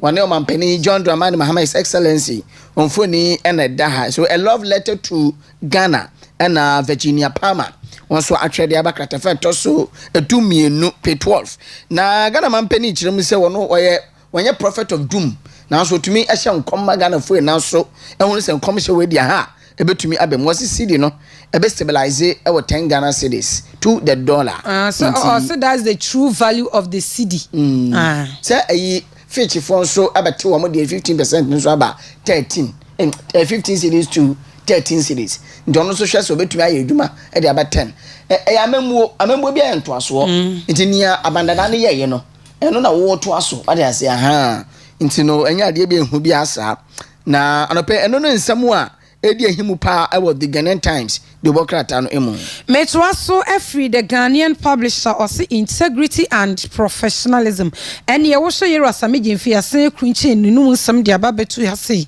and ye se gold board for kuku wo mu edi akwamono ne akotonkwa eye $4 billion kratafeto so miensa wo Ghanaian publisher and edi we edi ebaye na engineer kobna Japan no foni da ha kratafeto so miensa hwa and wose OSP office no osesebe a waste of public funds ebe yenyi emfemfiri ho ne na ye regional ho work kan die enya papa bia sa OSP office no wo ba ye wo mobre papa bia ntumi mu agana enti ebe ya yenyi mfiri wo sanse bo man ne ka engineer kwabra Japan e na wakasa e wa ha ene anopai na ensawom adregiru the new patriotic party amanyoku no e na wo wakasa yi na nsem mo akrunche no yera franka no dompranifo ni da ha e na wo e ka kire ene ensawom adregiru mpanifo se enya de a wo mo mrahye bedwani no wode no for ahensem e wo wote sese ne ebinom eka edi ato no so no wase ne kra bia enisa ensem no Ghanaian publisher edi aba na ene professor Kwesi Yanka ene watchron krate bi waso ne din said the rocky road to Ashese eno ewo the Ghanaian publisher ni mu a obetumi akenkan bi the Daily Searchlight eno na memede soroso na krate bu amane se empos no yesi me fe monkeypox ayesa ye monkey for no se be o mo na de ba ye na ayesa stigmatize monkey for no nti me stigmatize monkey na wo mu di na da so o mo se no che se jama bibia bi monkeypox na so wo apom de adwuma efu ya no mbeka monkey ye mo ye no man ka ye ni anima ye so mo se monkey na yeso omo de wo ma ekurawu ma dwahwete no ma san bibia betum na impulse na covid asa ye do kra ne empese be je omo di bisa no omo na omo de bibia behwem okay the Daily Searchlight e ba mane se impulse no anso Ghana yesi ano cases ne yakosoro pa baako aduana num 45 cases and yetumi a record na mom no bi enwuye eno ne asemda e won say last Friday ye na wo mu di nkoma na omo ka impulse no asem na eno anso ana efficial du a asam ya yesi ye won krapupu ne mantemu a ekoma circle gwa filling station ne fu ayusuo ne ejaka bomu a nipa be ye 150 and over onom hwere om nkwa na onom atikuo wo mamunyi om nkwa didi mu om adidam onom atikuo se from one Ghana movement wo mu chiremu se wo mu demand justice for ye wo mu a asam to wo mu na so omunya mpetesike bia na obeka ye na no na Ghana Registered Nurses and Midwives Association wonom ye nsem twefo nhyiam se wo mu pese wo mu ko strike na omo the road map bi di aba enura chi ne enura second to third no wo mo de koja bobo muti no nsa and the 4th to 8th wo mo withdraw antenatal services ne sa OPD services no yame aduma 9th and strike na se ebegina mu pa na uko borgatanga wo mo mufrase omo ye oye ne gidigidi and they and on some so e wa hanom se yi nti no anopai bi gina we so na the daily searchlight the bokrata mu nsam no menni na no edi esi abena wo mo amo June 34 no a wo mo seek for eye omusika no wo mo seek for some 42 million Ghana cedis compensation no from Gwela na from Aban okay so Gwela from Aban we free say you can say donor partners me kroni din nkro be yase miensa o se mu wo mo di sika bre NBC Aban say wo mo fama safo no bizan say ko wi echi ne safo ne saka sika na wo mo san kan sika no pampa na make nka joje isi asemi o kan ye na mo wo mo di sika no NBC Aban di sika no na sabe onya kromfo a wo bi a wakọ aye ahohiahia mo agya hyehye no obedi ni sika onya kromfo a obetu sa na mo wo fa wo se omo no ka wo mo ho ohun na obi a oba besia wonu anom ma adwa hye na yesi gi sika koma wo mo a otumi asese sika ne de egu Ghana maziko mu nko akodi wo fa enti otu hu so wo mo no eyade a wo mo eye enti wo ye ye nuane wo mo accident den ensen nan ye NDC babedi wo mo sanka wo mo sa de wo mo tu no a wo mo eye no na obi apre eja hyehye obi ama ni hu ni pa wu a sika anya Aban sika mponya Ghana fo sika wo mo te nsam no mo ye kan say ebibimamu ase ya wo mo ebeye ye moa no na Aban no ote so NDC Aban no ahwenya mianim adiska no wa first kana kwa bankrofo no ani se ne wo mo asode wo mo se wo mo demand for sa sika no e ka bomu a inflation ababa keka ho ne sa weti no 42 million Ghana cedis Aban no ote so ni ntua mo ade sika bia nso udi Ghana's ambassador to in Cote d'Ivoire. I'm say one of the donor partners. Into the Caribbean, my son, I will come. Yes, if you know to any other Ghanaians philanthropists, be able to be the Abasa, Mofambo or more. Head and a moody button. Me DJ, you see what a Yauka made in Yauka because as an admiral director, he said, man away and first to say you are a com member for the party.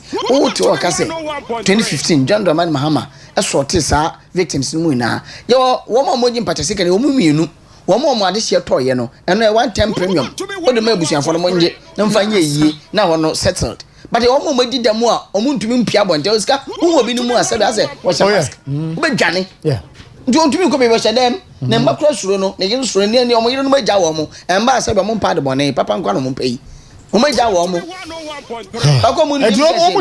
omo demand this can and they have every right mepe lawyers for amom na womo only Aban na fe so pa lawyers for their menya lawyer Osika na menya kwak lawyer nke ko fa ani sansani so on be NHI board member I won sorry go me lawyer ni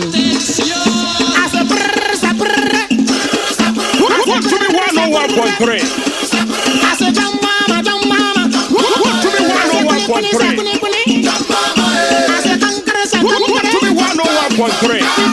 we conquer. Atu. Chairman, I'll go when. Atu. The chairman will be able. And this is from money more quasi. Money more quasi.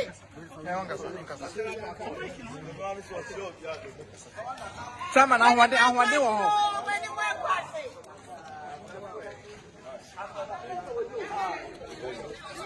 one kasa.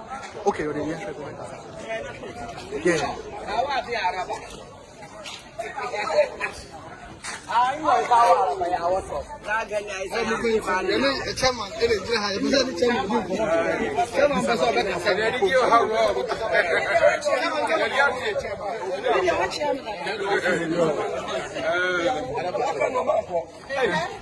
President.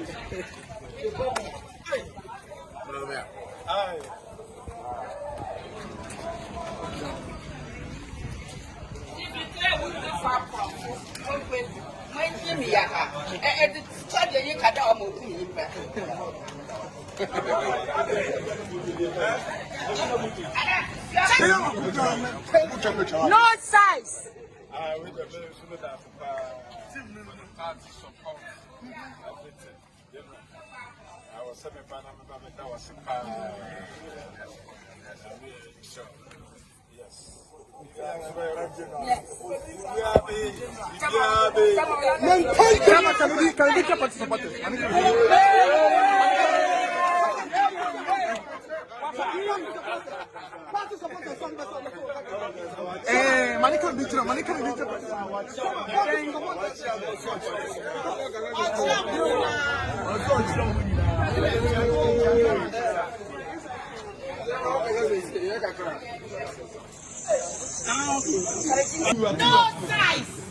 Western in the morning, Jubedie Esu in the Anopay. Yansaka Dr. Frederick Buahin, a member of the NPP regional communications team. Any doc bedin komo. Na Mamma Kona Memana, China Memana Kwaba. Minim say Anopay was so day, news a share no first, sa 1 Ghana cedi on a liter of fuel. Ato force in the NDC aban. Etintimu mrase Ghana for yentua no menim say no na edi kan hia no ntina no so na bi be hia no ha. Good morning Osi. Very good morning to you. Apomwe Welcome to the 101.3. Nyame adom ye ho ye ye masi Osi. abusia fo what say Osi nyame adom. Welcome to the 101.3. I think it's a miracle, especially the benya electricity. Oh yeah, miracle. Yeah. And pay asset me fifi na we dum light very very early in the morning. International our light oh yeah, a miracle in this country right now. Internal pay the asori de osi. Na se ane de manyame. Yetimi ebodru ha light or we dwumede de nyame ase osi. Yeah, cry ya kan ya dum no. Wow. Generator so na ya dasisi. No pay. Yes. Okay. No chede wa be cheaper. Dem se metro ni nyina mu. Yes. This is what we have been talking about osi.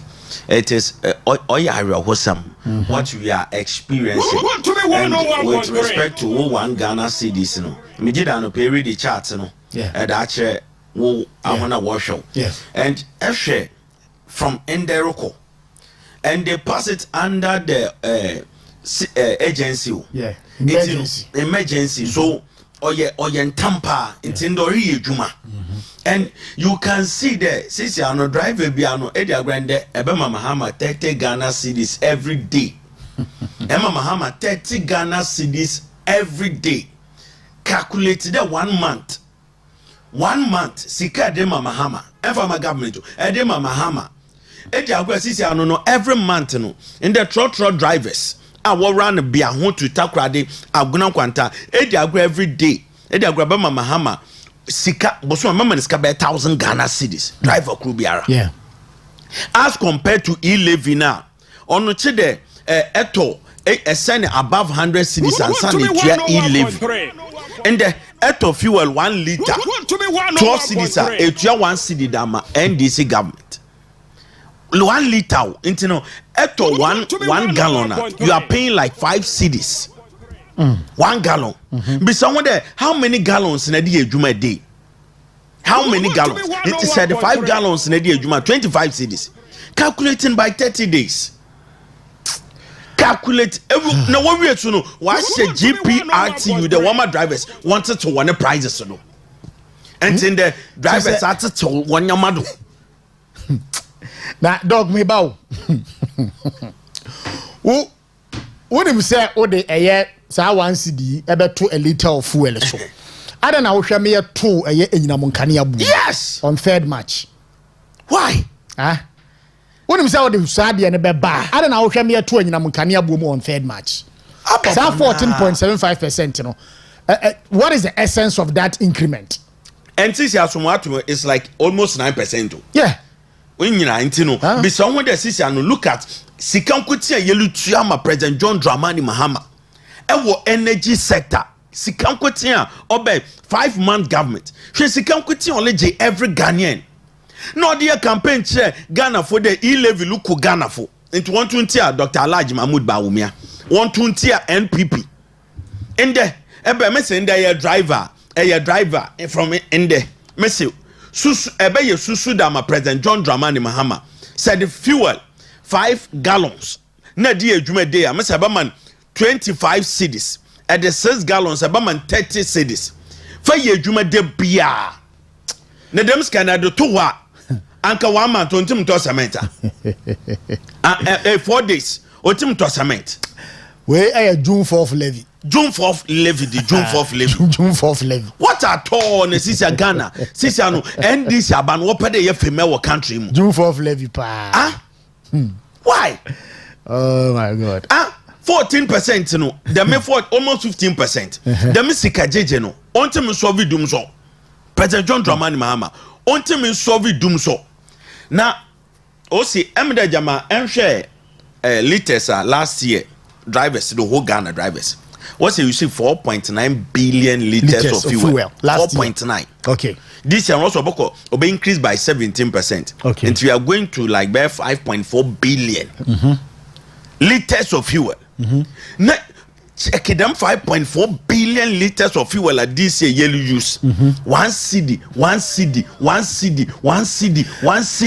and you multiply 1 cedi by a year 5.4 billion multiply the guy kwa buy all call Mahama wonko ten was what the besodum sano or the bosodum sano okay multiply 5.4 billion liters of fuel na yebo using this year in this country called Ghana. Doc ma yankai kai etiefo ni ahwefo kakra ato force in be finance minister okay ya your mama ka say what the national economic dialogue ebe hihye so mebua yes all right what this is so no a and the ato force nya akwanya igina simpie so o kasa no what can pay say consumers cannot be forced to pay higher tariffs to cover ECG's inefficiencies okay yes e charo pay bisa say e de na asesa when nyina na inefficiencies a e wo ECG ho e don't na yenya sika e de betua eye enyina monkane a o mu produce di amaye no na yetimi atua IPPs ne ka enti no say ugina baabi aka say ECG boka ense se pia sa eka no agu Ghana ni ne so no ene de wo ye no e kire say me video no ama mo fanto so na yenhwe kakra mra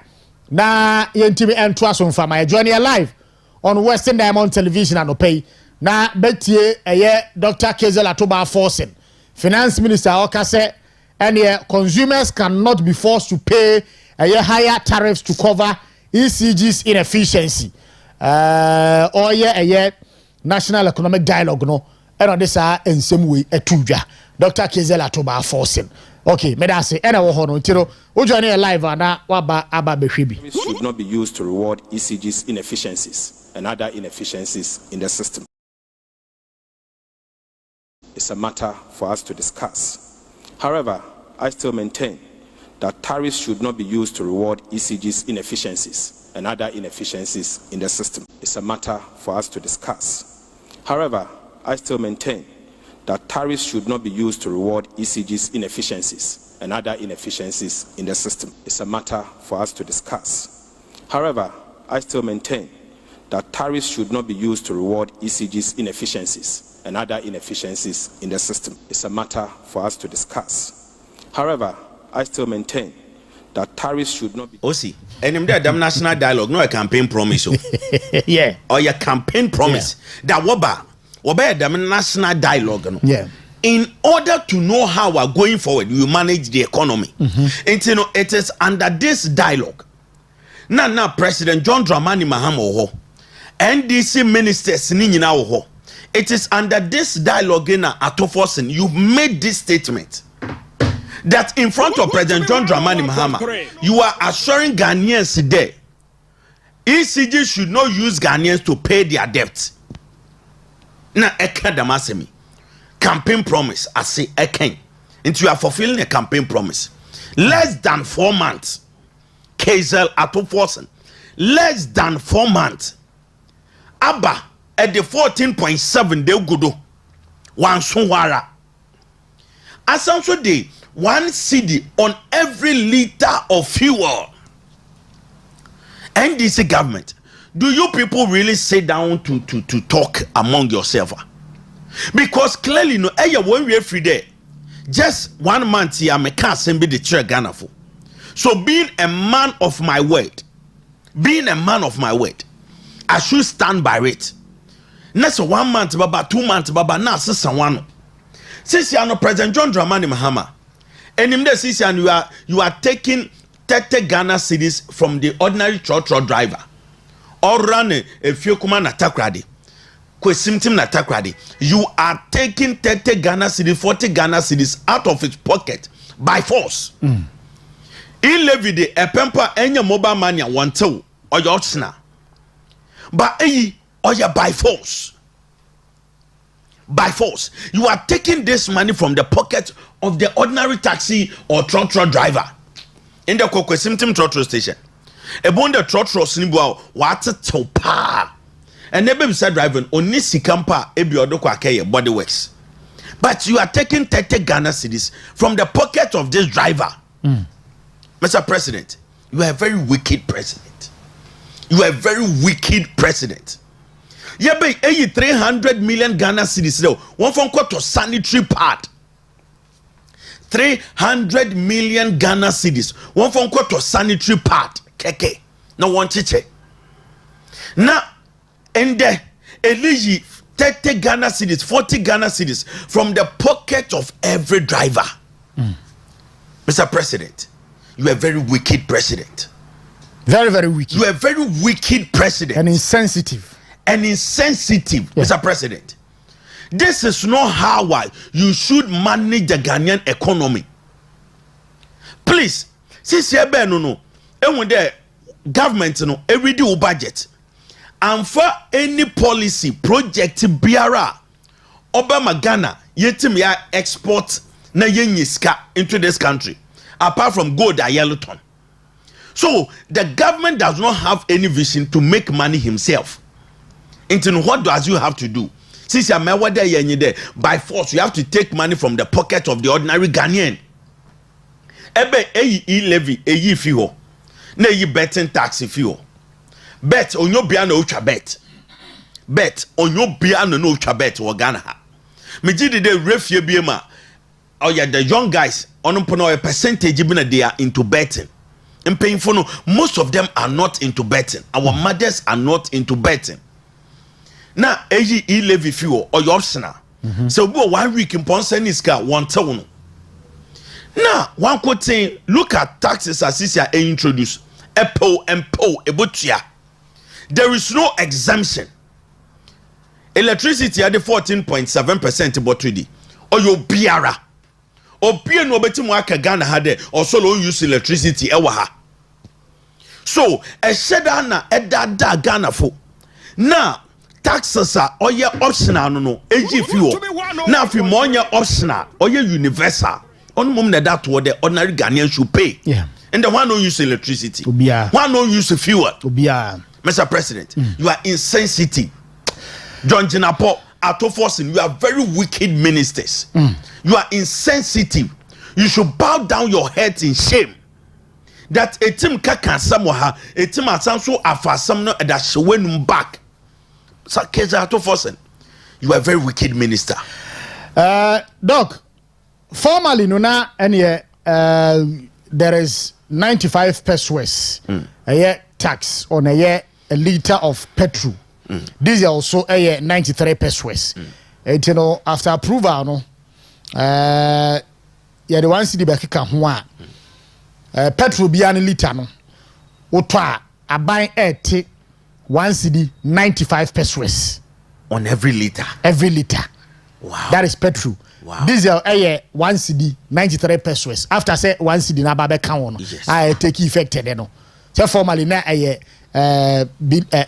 can say 95 and 93 respectively. Yes. And then 1 cedi ababe count. Wow. A liter no 1 cedi 95 pesos on petrol, 1 cedi 93 pesos on diesel. Resetting government. Resetting government. Resetting government indeed.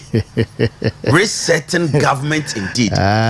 He levy 1%. Now the fuel almost 9%. Yeah. That's Now at the energy sector, at the 14.7% at the Abeshaho.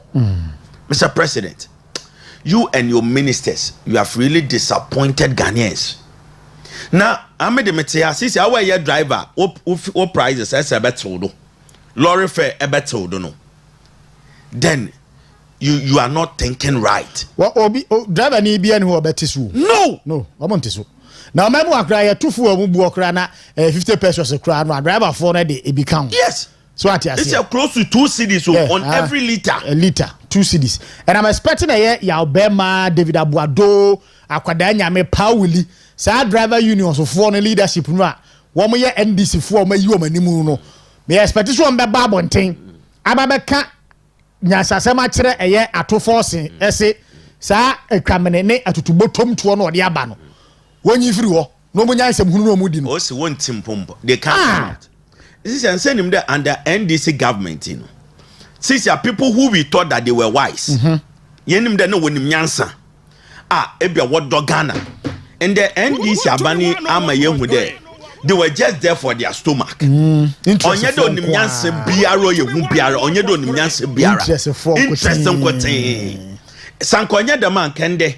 The muko for bobo wondi nyina. Anka their wisdom will shake them. At least for the sake of Ghana, the madi or your treasures. The Mukofun only the GPRTU what at all. Lorry fair do know. Yeah, one more. They let GPRTU know what at one fair being Professor Jampo. And in the look at how drivers will suffer. Almost 2 CD on every liter. Yeah. Truck driver or run the question team. Nana lobo ponukwana ni sales ya. Yeah, saying. And the drivers will tell me Juma to hold the obopono over to 2 Nibia, maybe 100 cities or Dukofi. And the Mahamali Jim 30 cities by force. Yeah. 100 cities in a Dukofi, that was question Wibusian phone. Mahamali Jimu 30 cities by force. Of your was also at electricity 14.7% to swim by force. This is the reset indeed. A very, very insensitive and wicked government.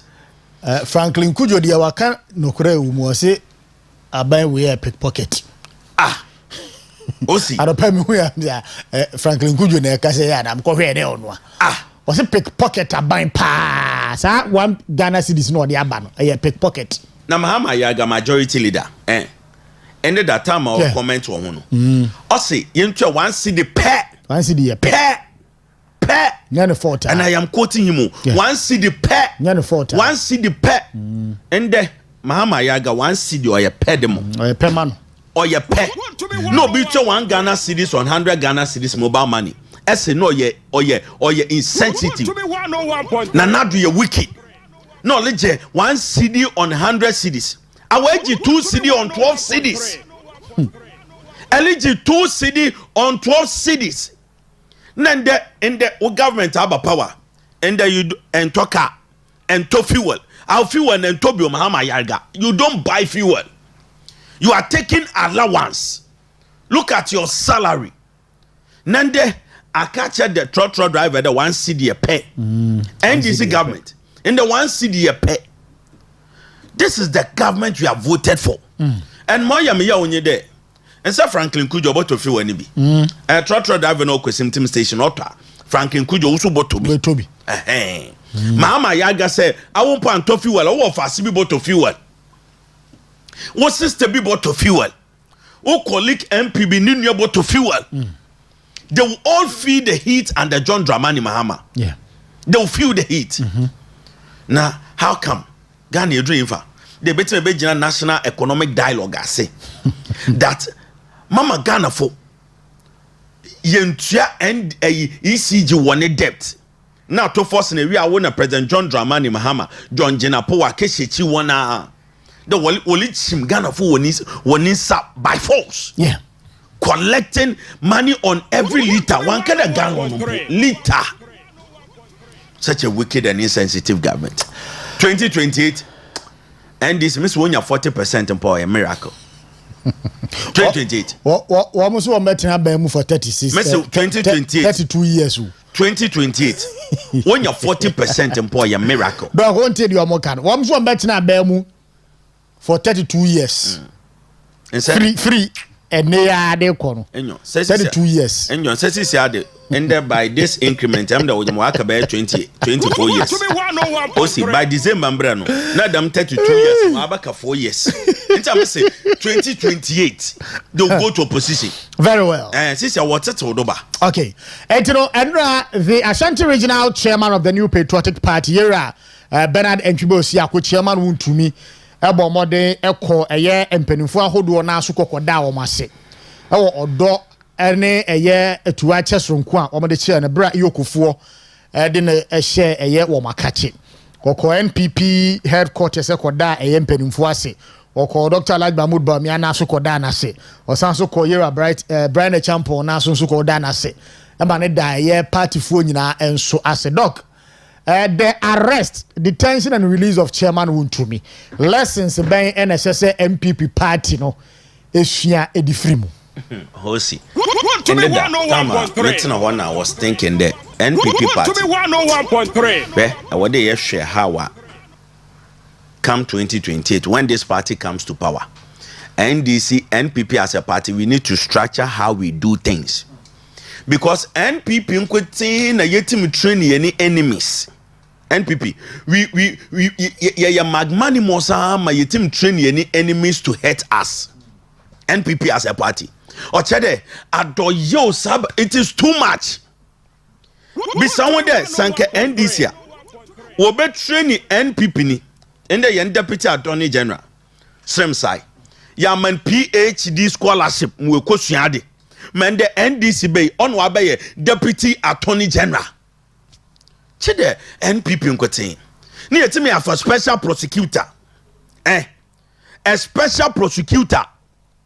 Chede, in this state and manner, then they look at the repercussion that we are having. Ibinyema watu yene chairman won to me. Now ended that last week menye NDC ni be call radio. Now no say the chairman won to me. He insulted President John Dramani Mahama during time na yawo power. Inti no wo pede watching chairman won to me no. That is why they are doing that. Now by the time they would after dealing with him he will see. Let me see really. NDC is a very shameless party. Yente hade na NDC fo wana na when did na tam ewo Ghana ha wana na NDC fo did na tam yane ex president John Ajeku Nkufo wan kan che na nyame na wetu na continue to na hwiche ma NDC dela during campaign time dela kofi such a word dela kofi timetina TV do kind da masemi the chair former president NDC executives were here wan kafshi they were in this country. That when you were petum into no, it doesn't matter what they say. Yantea na Kevin Taylor. One and when did dinner tam ewo krom ha to an extent that the king of the Ashanti kingdom, Kevin Taylor, Tim Oboy Nano and some of at Otim Kachen. Yeah. Ended that Tama, king of the Ashanti kingdom. Oko Accra na Okechia president ewo Jubilee House. Say ete no comment. Yeah. O say so nye the king of the Ashanti kingdom and kono nkwa wa me running mate. Because time obobo na man there time we support a running mate no. O so nye. Enti da kro ho no woto no nkra de otumfo hwehwe no. Enti okwa no otumfo se de. Wona wo se say. Wona wo se running mate no nye. Yeah. So it was upon the advice and persuasion of the Otumfo only tin or running mate. Intend the baby President John Dramani Mahama Webodruno. It is through the advice of Otumfo. Yeah. Be someone that in President John Dramani Mahama or Shahayama Kevin Taylor. And someone one can in friendship paying or canning in actual Otumfo. Ever have because why you did. Ye nyanya nsani bia wa nobody amara metia kwase ampani no a wote obi maso ehye na yere kitchen ekeka ensemhunu edi mpanifo atem okuro mu wa ye nyanya nsani bia wa ndisi amana metia sa kwase atonu wote wono ojimi ne ho no every day ye nyu bia mu wankasa Aba some na Captain Smart. One come for Nanado Dankwa Akufo-Addo. Yeah. Aba some na Captain Smart. One come for Nanado Dankwa Akufo-Addo. Ewa Ghana ha. Nobody said anything. Now me say the NDC. Whatever they did to NPP when we were in power, NPP, we will press down, shake it together, running over. You return them to them. This year, election year, from now to 2028, NDC, they should be ready there in Sawon prison, Yoko, BNIO, CIDO, Wompem, because they will see that NPP, onye they are coward, but you show them we know how to do more than they did. Yenim ya crossing one. And when there sisi no or friend then Kwakumenu. Obeke the sisi wanyambra. Masa sisi so be did the pain be atama. Want him one chin pa konembra nyini. Cause social media. How people are wrestling Kwakumenu. Kokoshe. Nanado abreso na Kwakumenu ni kuomu ha. Useless being. Yeah. Useless being. Netim kafa nkwafo no obetena wo show do. Ne wedi Nanado atam dama na Nanado do onye nimpa na owo na. Nanado onye nimpa na owo Nanado. Nanado do onye busuafo. Na President John Dramani Mahama so bi kebi chendia. Wafa ho. Ende afọ ho de galamsey issue intino. We are arresting one to me. Really? Abra, you are not been able to prove any evidence. So whatsoever that indeed President Chairman won to me. Only a galamsey. Ain't been proving biara. And him the boss of EPA. Nana Brown. And him there this week yana Oketena UTV. Yeah, week here. No, Oketena UTV. And him asem okay. Also the sisi anon sankon Wallerman 5 helicopters. Now Wallerman etra. Obeti must stop galamsey within 2 weeks. Enti Chairman want to me na work only a galamsey inti. Ghana nsule say no. NDC ben no. Now the boss of EPA see the woman 5 helicopters. No woman etrun count in order to fight galamsey. So since anonya Chairman want to me no ya galamsey wa Ghana ha. Onya Chairman want to me no ya galamsey wa Ghana ha. Na since ano the EPA boss pedo che hende. NDC for na why galamsey no. Chidi man helicopters and san wetin wa akasake NDC for no. Ya man galamsey a ontim ko a win no nkeka nche MP ni do nja galamsey. Ontim ko wasadun ko no nkeka nche MP ni do nja galamsey. Alfred Mahama ontim ko nkeka nche no nja galamsey. This is the hypocrisy of NDC government. This is the hypocrisy of NDC government. Na chama wuntumi a echini a sisi anu no. Instead when him there apart from Yokwe, there is nothing they can do again. Because when you go to the law of court, you have to prove beyond every reasonable doubt that allegation that to Chairman Wuntumi no or you valid. Court on Yoko, maybe a for Raymond Acha to satisfy your political ambition or vision. Every quarter, you will prove beyond reasonable doubt that indeed Chairman Wuntumi akwa tundo ya galamsey. NDC government.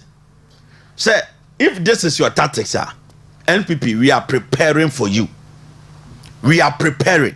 Because come 2028, OC, what will happen to NDC in this country? They have no idea. What will happen to NDC in this country? They have no idea. Because Obika, President John Dramani Mahama Nwasama, into every shada for tactics to do. Etime cheneshe baby out for close to 1 week.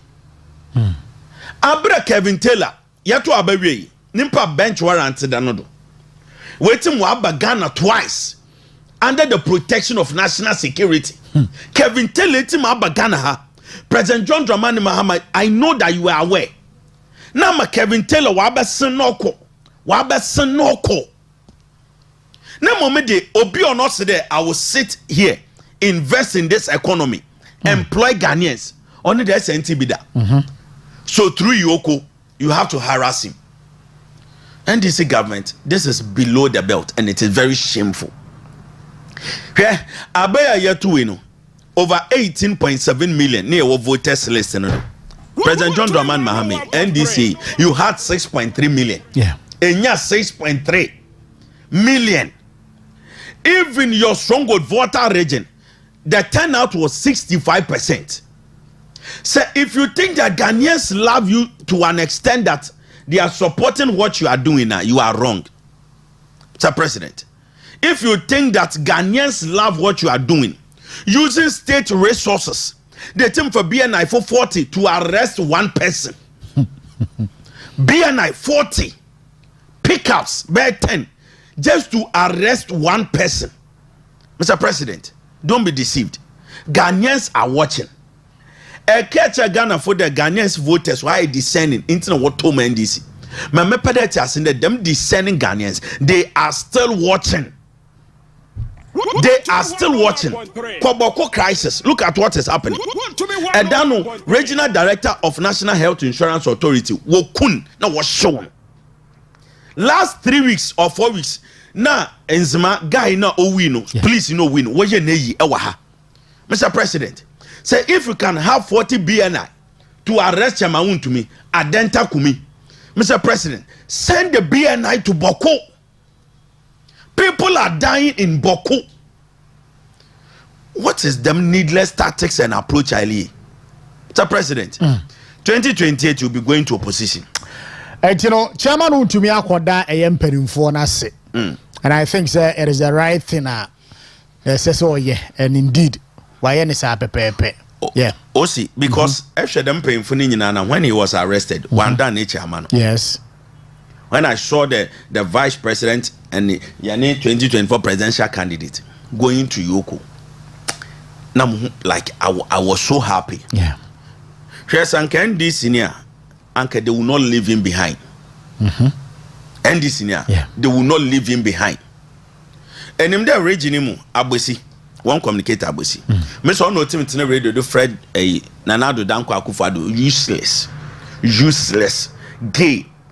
Tamana and had your president, and then this be our reward, you know. Wama Nadmo coordinator said. So, Sanke, to me, I was happy that the hierarchy of the party went to visit him. And I think that when you go to the Ashanti culture, when you do something for them, they will come back and thank you. Yeah. Or your Ashanti culture. And one day, how I want far phone to form the day. That is the honorable thing he did, and I know that he would have done it more. Yeah. So, Mawaya knows were there. Otim Shahin in them crande. We will fight for the party, come rain or come shine. We will fight for the party, come rain, come shine. And my pedagogy said that the hierarchy of the party, no, they are strong as ever. And come 2028, the party will come back to power.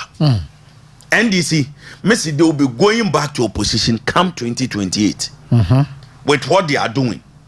Since you're secondary schools, there is no food. President John Dramani Mahama is hiding behind the rare crisis of Ghana economy. The rare crisis. Problems Ghanaians are going through. President John Dramani Mahama is running away from it. Now, why they yet to Abama non cherry intino? Ghanaians are not seeing. By 2028, Osi, NDC will go back to opposition. Okay. NDC, they will go back to opposition. One sensitive issue and running and say the Kisia Jebe na fi the former finance minister Kenneth Nanaya Kuntun Kurunku Furiata. Da wafre ensenchero fo nhia mu akekanse bebrebe no former general secretary of the NPP engineer Kwabena Japan say sa OSP no what one sa hono kra no hono a waste of public funds say wo my Ghana ye say ye boka tugu kwa e ka ye bonofa so bia ni ho a efri mu aba and doc the engineer can say ye dom wasu kwa ebim ne ba ya adwe ebim so ne nya adwen and clearly me am tie me ne ya adwen and me so ne ya adwen because special prosecutor yi e ka wo man board hu nyina no ati no chese one handle case bi a wadi nkunim dawo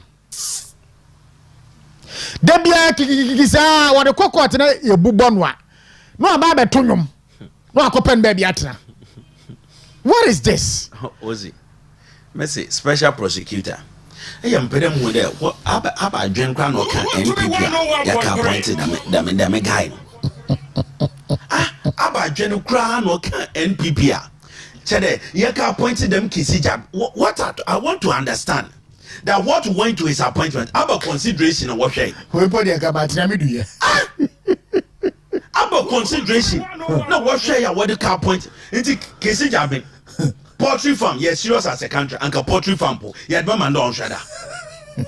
This man, poultry farm, yet mama don't shada. This man clearly has been useless in that office.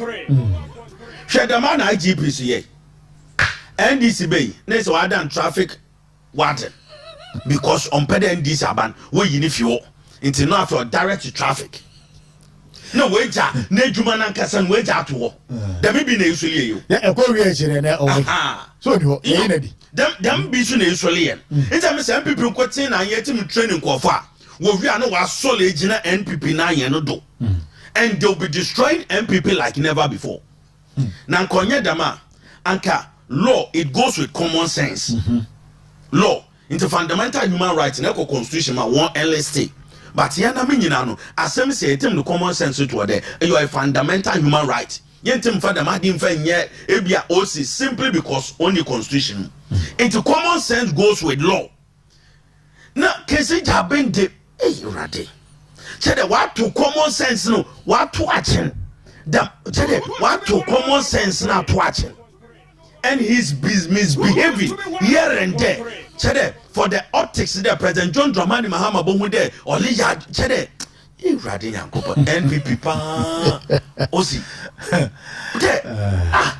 chede look at the law and in the Airbus scandal Adam Mahama name there 3 other accused people OSP team full plane for UK can interview one Ken Oforiatta they sent him full plane. Bulletproof car na government of Ghana what damo. Officer wa fabish. Sika wadamo. Esi de only the better condition wa na atro no whether you wanted.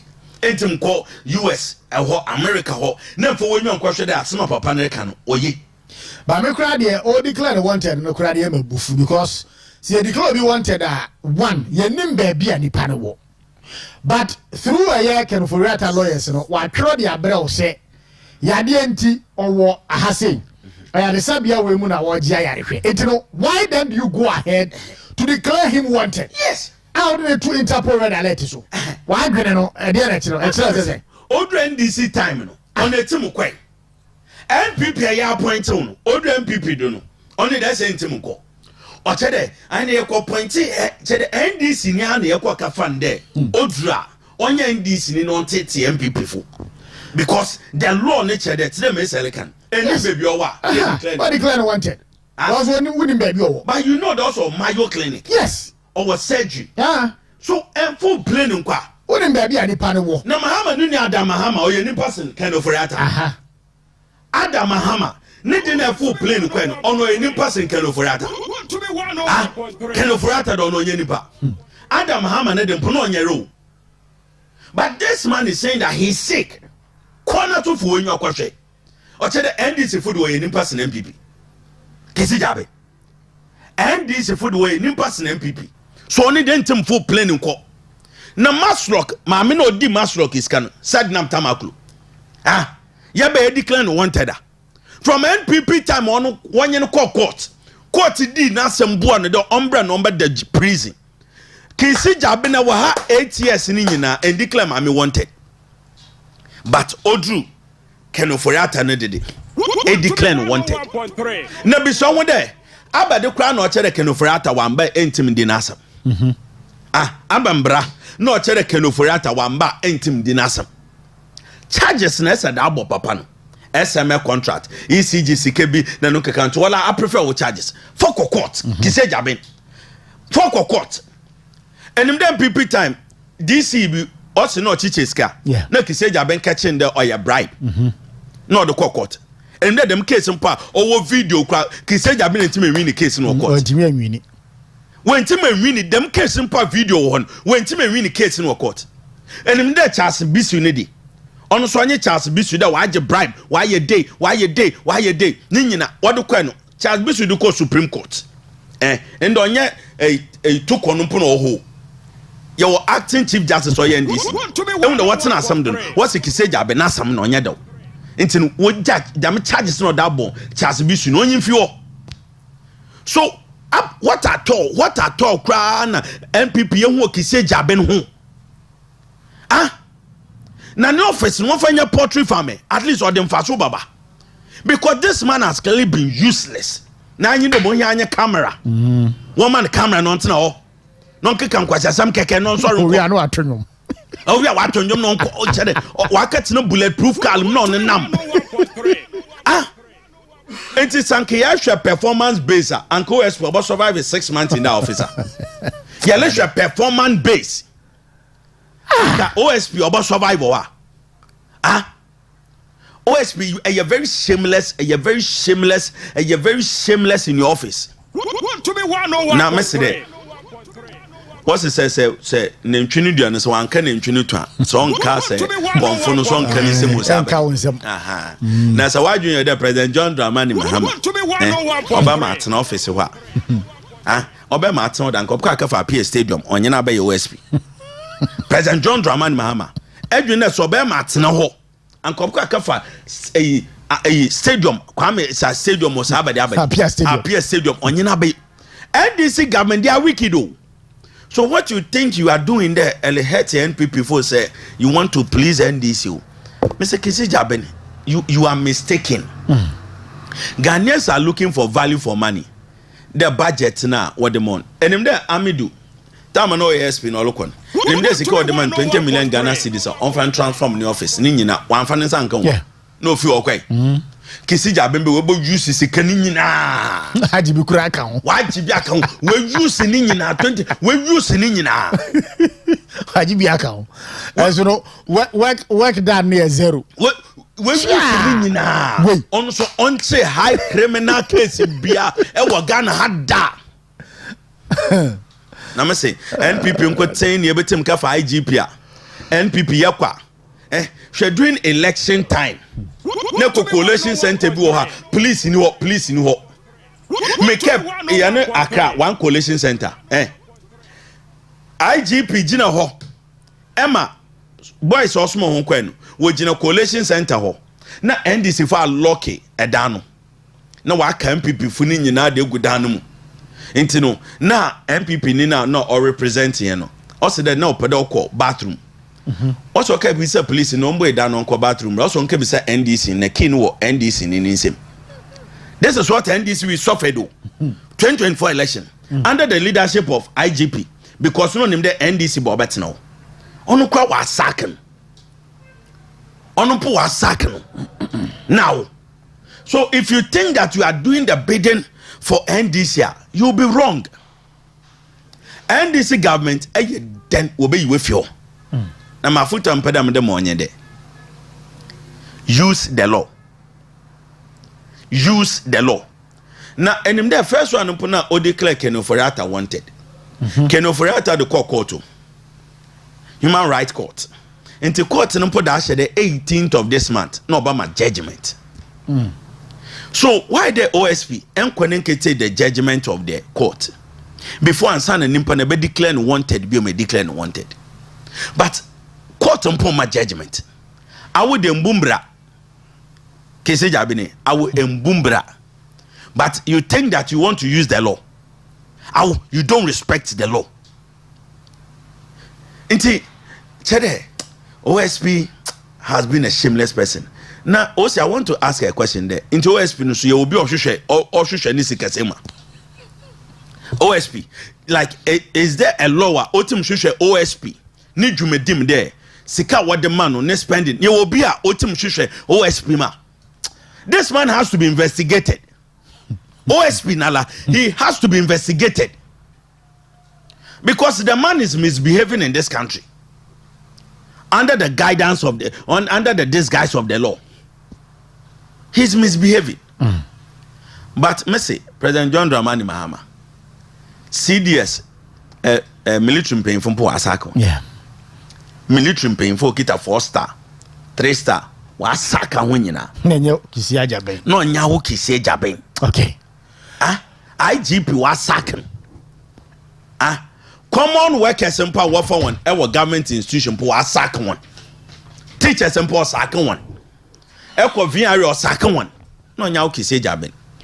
Doc. Deneboko. Okay. Finally, we do a quick one. For 3 minutes, BNT free ho. President John Dramani Mahama and rather any African Union Advisory Board Against Corruption. Akoya banki siemuni ko din kitahudie na no President Ekasan will say I won't protect anyone from corruption investigation. I won't interfere in Attorney General's work. John Mahama. Doc. Easy. Do. No, President John Dramani Mahama. Onya wa Attorney General and ASP A plus secretary corrupt na. It is the same Attorney General. Na member of Parliament or accusing do corrupt. So your Attorney General has been branded by A plus do corrupt. Onya wa Attorney General ya no be opuni ni case no bochum na. Onwa. Onya wo Attorney General ya na Collins Dauda ni case ochum na. Onya wo Attorney General ya na yene Bank of Ghana Governor CCA ni case obochuma. President John Dramani Mahama, please stop the lying. Be truthful to yourself. That I will enter prosecute to Biara. Na sanka sami jemfi, wanka sa code of conduct kran. Anka sami jemfi o breaching. Yeah. Anka we shall we investigating. Sami jemfi kra recent one sami jemfi. Anka by now he's been investigated. But a friend who call Jubilee House. I'm a chief of staff or friend who call Jubilee House. Now, what happened each other? Why are the second on channel more? None that's a medium feeling more. So, Mr. President, what are we in MP? What's why your galam say? Are we in MP? What's why your galam say? Mr. President, is he above investigation? What's that doing call? Member of Parliament. What's that doing call? Member of Parliament, Mr. President. It is on record there, I say. Man want che galam say for what your galam say, e them constituency war. Because party ni hesika. Into one job boys in one year galam say. NDC MP Nicholas Amankwa. Mr. President, are they above investigation, Anna? So if truly you mean your words, Mamo Damen Kofi, there's Sami Jemfi, Collins Dauda, Dr. Opuni, Dr. Siama, and Nicholas Amankwa. I win MP no. Oscar Ofosula Abiosedi. Mamo 5. President John Dramani Mahama. What are you doing about these cases? Okay. What are you doing about these cases? Say, if you indeed you mean what you said to them, then start from the Munkofi. Your own appointees, deal with them. Then Ghanaians will have assurance, say, Ekasama Ebeye. Very well. Until you do that, Mr. President, please, let's talk the better. Let's talk the better. Thank you. Abusia, yani komani besi ase na yanya some birthday wishes abana fi yetimi empemu nkuye ni mwe.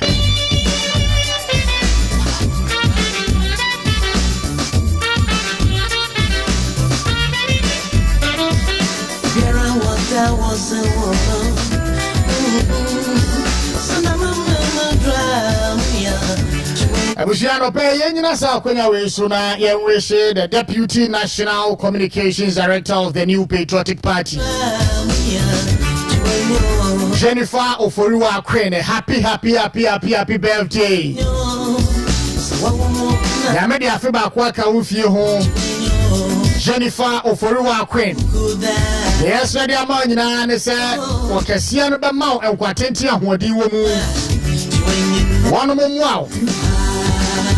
One more who buy one more when you feel a dumu qua dumu.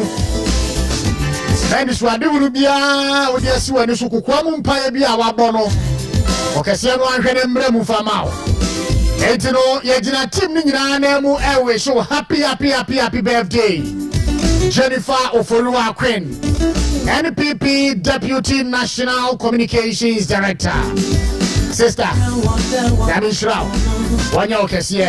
you are too fine to be stressed. Happy birthday, Jennifer Ofoluwa Queen. I feel a happy birthday going out there too.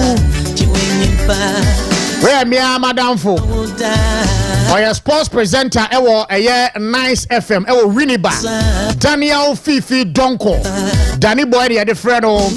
Happy birthday, Daniel Fifi Donko, Danny Boy, sports presenter, nice FM, Winiba. Bro, Yame, Wanya Kessie, and Quatintia, one day woman, yes, ready amount. One more who buy, one peja free a dumu, quadumu, Nina Bay Kessie, Yakasia, Kosa Pie. Happy birthday, Daniel Fifi Donko, sports presenter, our nice FM, Yame Wonshrao. Abusia, Yade, and commanding no AC, our Hase. Now, you're not teaming in say. Dr. Frederick Boahin, a member of the NPP Regional Communications Team, Yenisi Kunyano Pay, Doc Yamisha Yadasipa. I feel Chemaba ASN Chill and a heady production, no. Michael Yaro, Jumani Nano, MCR, Samuel Dingo, Ejina cameras in Echi, Esanso Sreshe, Abna Sewa Mediampo, Kelly, DJ Bone, Mana Prek, Yadamunina Amasi, Medindio Osikani Frimpong Manso, Betina Mudima Berma Bana, now Kunedua Bupra, the Pacho, Yami Musri, Yaba crossover to a year, Wound to Me TV, na Yade, Wound to Me Sports Buffet, no, and so Eddie Abba. Kayana Shannon to say Premutua, Ubeshi Abna Sewa Mediampo na. What the a yapram to breakers your bono and so Eddie Abreu. Nona boyan was ya or Chemaba ASN Chill. Or the man in Punto Jumadi and so Ebeba and Komaka Chirinano. Or no Ebedini Kama pa. As someone yaka near the assaults when ye. Ushia Unia Srechen a Chian Nipan Sacre and check then the pedia. Mia 6 feet at a Katia. A Dumbi Dumiania. Or China Asian.